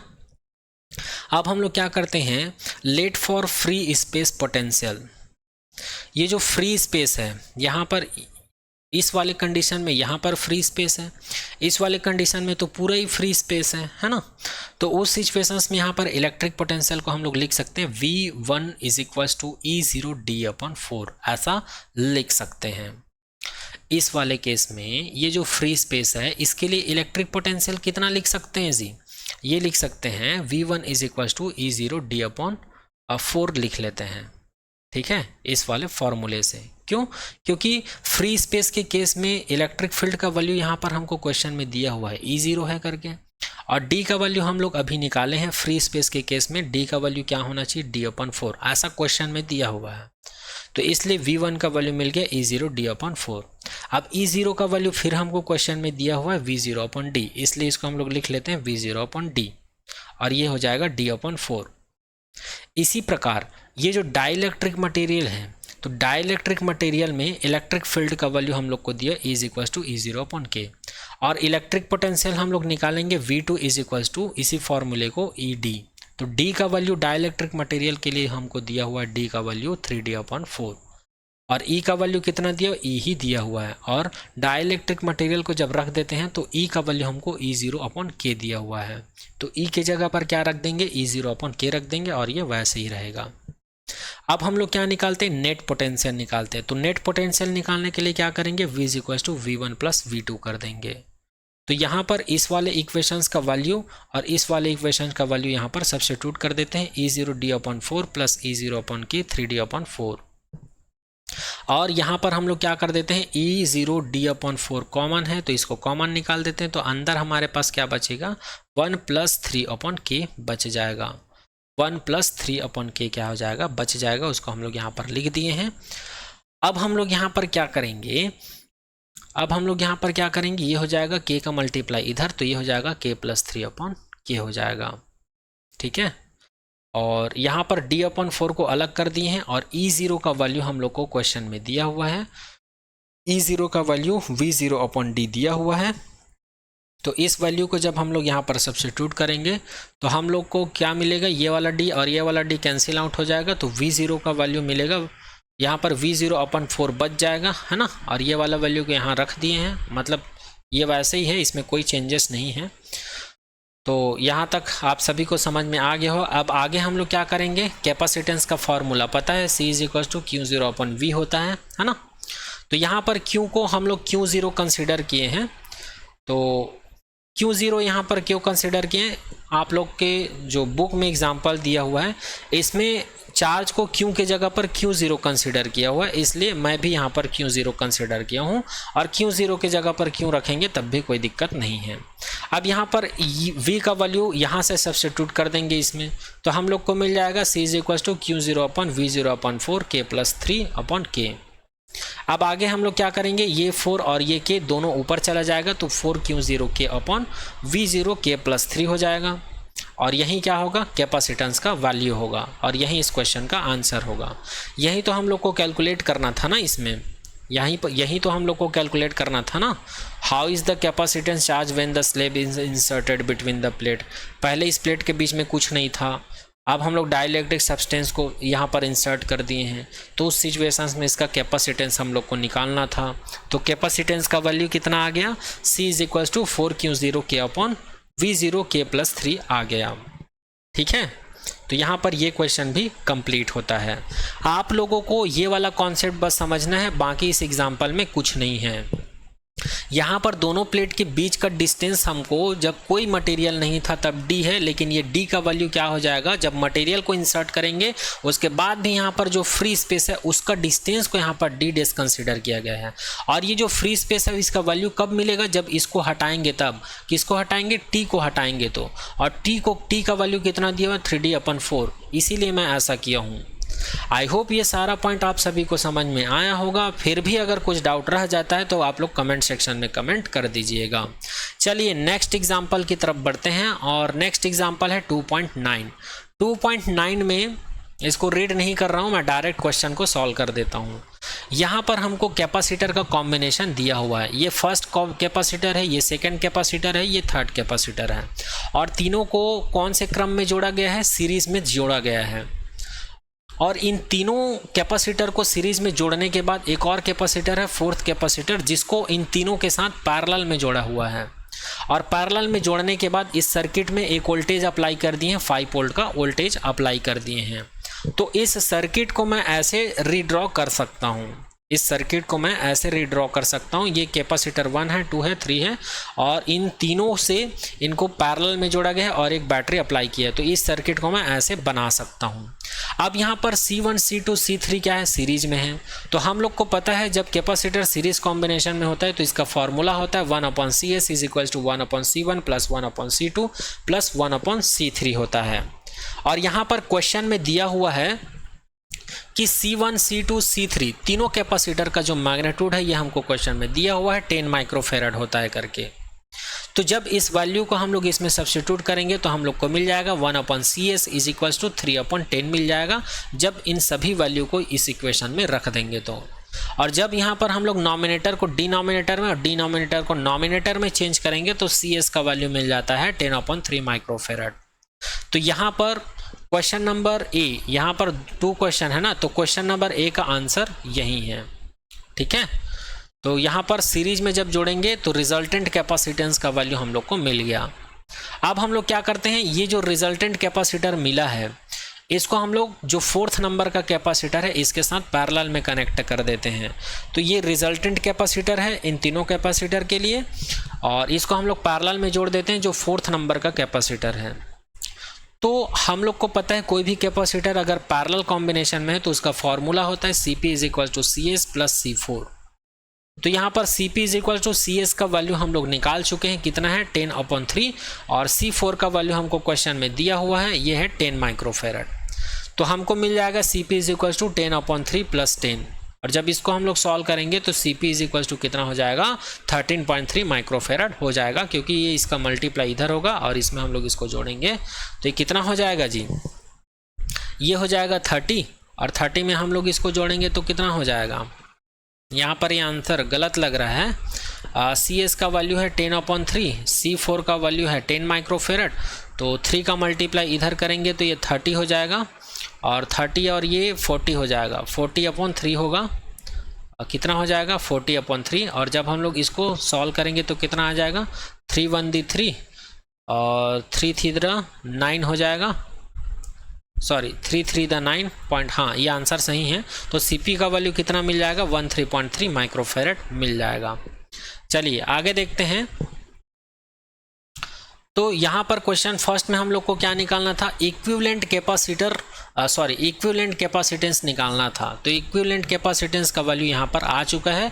पहले ये 3 कैपेसिटर के लिए इक्विवेलेंट कैपेसिटेंस का वैल्यू ये होगा और पूरे सर्किट में जो टोटल कैपेसिटर है उसके वजह से जो नेट कैपेसिटेंस है उसका वैल्यू क्या हो जाएगा 13.3 माइक्रोफेरेड हो जाएगा, 13.3 माइक्रोफेरेड हो जाएगा। और यही आंसर यहाँ पर भी आया हुआ है, यही आंसर यहाँ पर भी आया हुआ है। अब चलिए आगे बात करते हैं क्वेश्चन नंबर बी की। तो क्वेश्चन नंबर बी में क्या निकालना है, the charge on each capacitor. The charge on each capacitor बोलने का मतलब है इस वाले कैपेसिटर में, इसमें और इस वाले कैपेसिटर में चार्ज कितना है वो हमको निकालना है। तो इसको निकालने से पहले ऑलरेडी हम लोग को पता है C is equal to Q/V होता है। तो इसको हम लोग क्या लिख सकते हैं, V को इधर ट्रांसफर करके V is equal to net charge लिख सकते हैं और नेट कैपेसिटेंस लिख सकते हैं।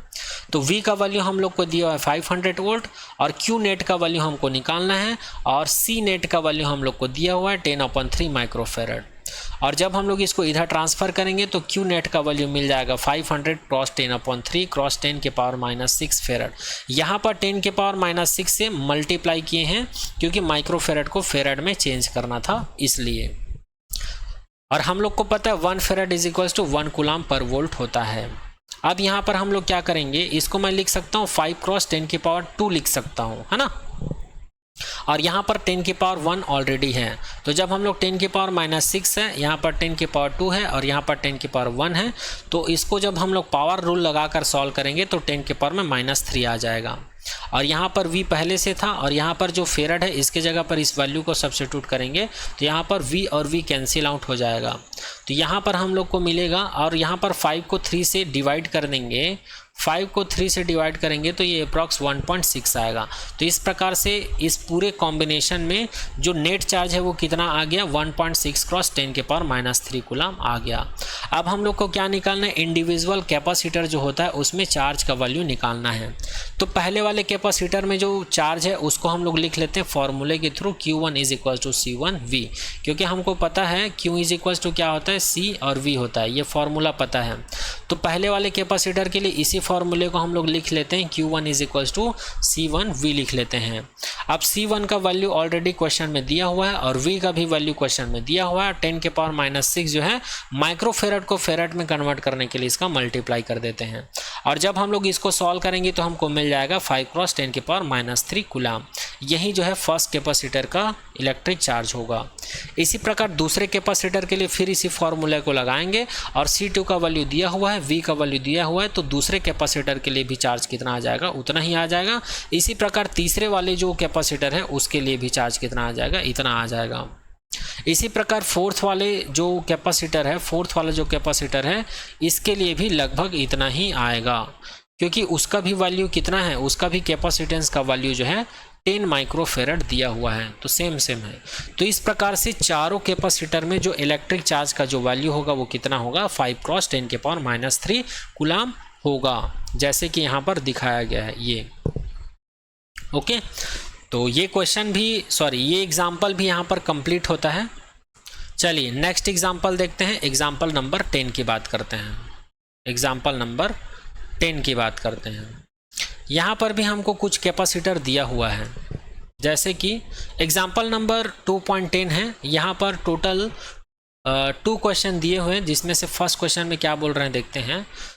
900 picofarad capacitor is charge by 100 volt battery, how much electrostatic energy is stored by capacitor. यहाँ पर बोलने का मतलब ये है, ये कैपेसिटर दिया हुआ है C, इस पर इलेक्ट्रिक करंट कितना अप्लाई किया गया है, 100 वोल्ट का वोल्टेज अप्लाई किया गया है, ठीक है। तब इसके लिए हमको क्या निकालना है, स्टोर्ड एनर्जी निकालना है। तो ऑलरेडी हम लोग को पता है स्टोर्ड एनर्जी का फॉर्मूला क्या होता है, हम लोग निकाल चुके हैं, 1/2 CV² होता है, CV² होता है ना। तो यहाँ पर V का वैल्यू हमको क्वेश्चन में ऑलरेडी दिया हुआ है, V का वैल्यू क्वेश्चन में ऑलरेडी दिया हुआ है। तो हमको किसका वैल्यू चाहिए, C का वैल्यू चाहिए, और C का वैल्यू निकालने के लिए C का भी वैल्यू हम लोग को यहाँ पर दिया हुआ है, C का भी वैल्यू यहाँ पर क्वेश्चन में दिया हुआ है। तो 900 को पिकोफेरेड को फेरेड में कन्वर्ट करने के लिए 10⁻12 का मल्टीप्लाई करते हैं। चलिए सबसे पहले इस कैपेसिटर में टोटल चार्ज का वैल्यू निकाल लेते हैं। तो चार्ज का डेफिनेशन होता है Q = CV। कैपेसिटर का वैल्यू दिया हुआ है 900 10⁻12 फेरेड, और यहाँ पर V का वैल्यू दिया हुआ है 100 वोल्ट। तो यहाँ पर इसको सॉल्व करेंगे तो हम लोग को नेट चार्ज का वैल्यू क्या मिल जाएगा, 9 क्रॉस 10⁻8 कूलम मिल जाएगा। अब एनर्जी स्टोर्ड कैपेसिटर निकालना है, तो हम लोग को पता है ये फॉर्मूला होता है 1/2 CV², और हम लोग यहाँ पर क्या करेंगे, ये जो C का वैल्यू है, C का वैल्यू क्या होता है, Q/V होता है। इस वैल्यू को जब हम लोग यहाँ पर रखेंगे तो ये वाला V और ये वाला V कैंसिल आउट हो जाएगा। तो फाइनली इस फॉर्मूले को हम लोग लिख सकते हैं 1/2 QV लिख सकते हैं, और 1/2 Q के जगह पर ये वाला वैल्यू सब्स्टिट्यूट करेंगे, और V का वैल्यू तो क्वेश्चन में दिया हुआ है, ये वैल्यू सब्स्टिट्यूट करेंगे, और जब हम लोग इसको सॉल्व करेंगे तो हम लोग को मिल जाएगा 4.5 इंटू में 10⁻6 वैल्यू मिल जाएगा। तो इस प्रकार से जो फिगर A है, इसमें जो कैपेसिटर है, इसमें जो स्टोर्ड एनर्जी है उसका वैल्यू क्या हो जाएगा, 4.5 क्रॉस 10⁻6 जूल हो जाएगा। और ये कैसे आया, इसको सॉल्व करोगे तो आप लोग को मिल जाएगा, ये 100 है, इसको हम लोग 10⁻2 लिख सकते हैं, और यहाँ पर -8 है, तो 8 में से 2 सब्सट्रैक्ट करेंगे तो कितना मिल जाएगा, 10⁻6 मिल जाएगा। और यहाँ पर 1/2 है, यहाँ पर 9 है, तो 9 को 2 से जब हम लोग डिवाइड करेंगे तो 4.5 मिल जाएगा। तो आई होप ये फर्स्ट क्वेश्चन आप लोग को समझ में आ गया होगा, ठीक है।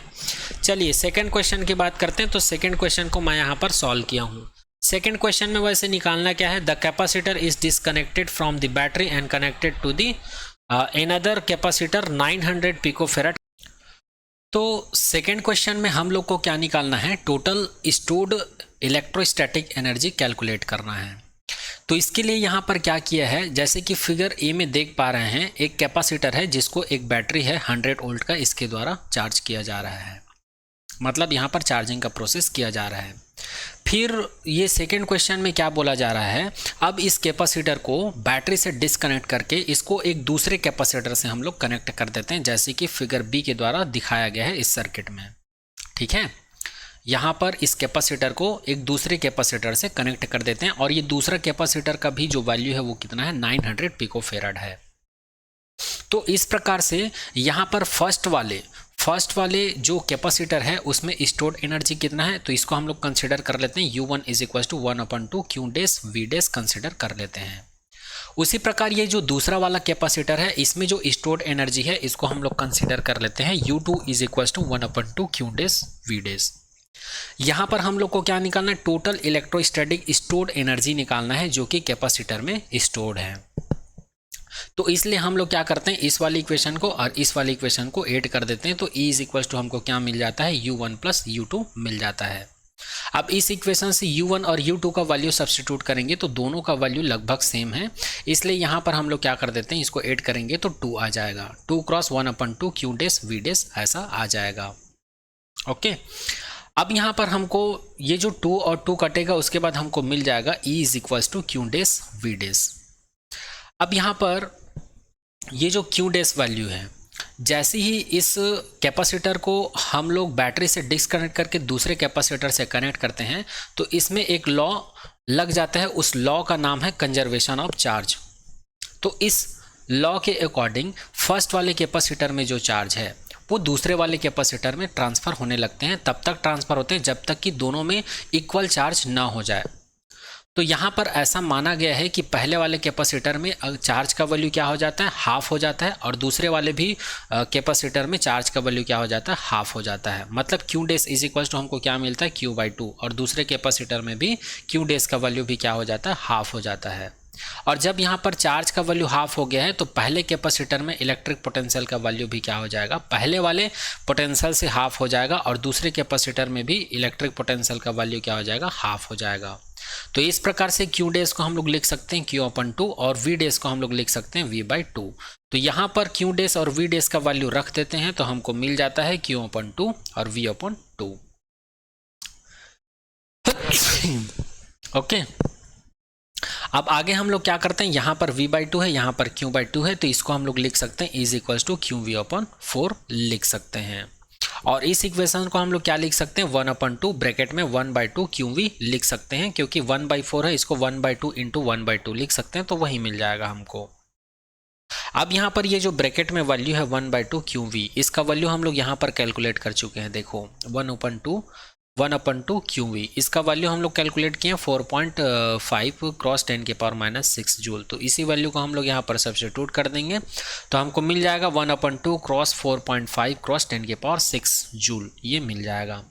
अब 4.5 है इसको हम लोग 2 से डिवाइड कर देते हैं, तो जब हम लोग इसको इससे डिवाइड करेंगे तो हम लोग को मिल जाएगा 2.25 क्रॉस 10⁻⁻6, और यही इस क्वेश्चन का आंसर होगा, यही इस क्वेश्चन का क्या होगा, आंसर होगा। तो यहाँ पर ये क्वेश्चन भी कंप्लीट होता है।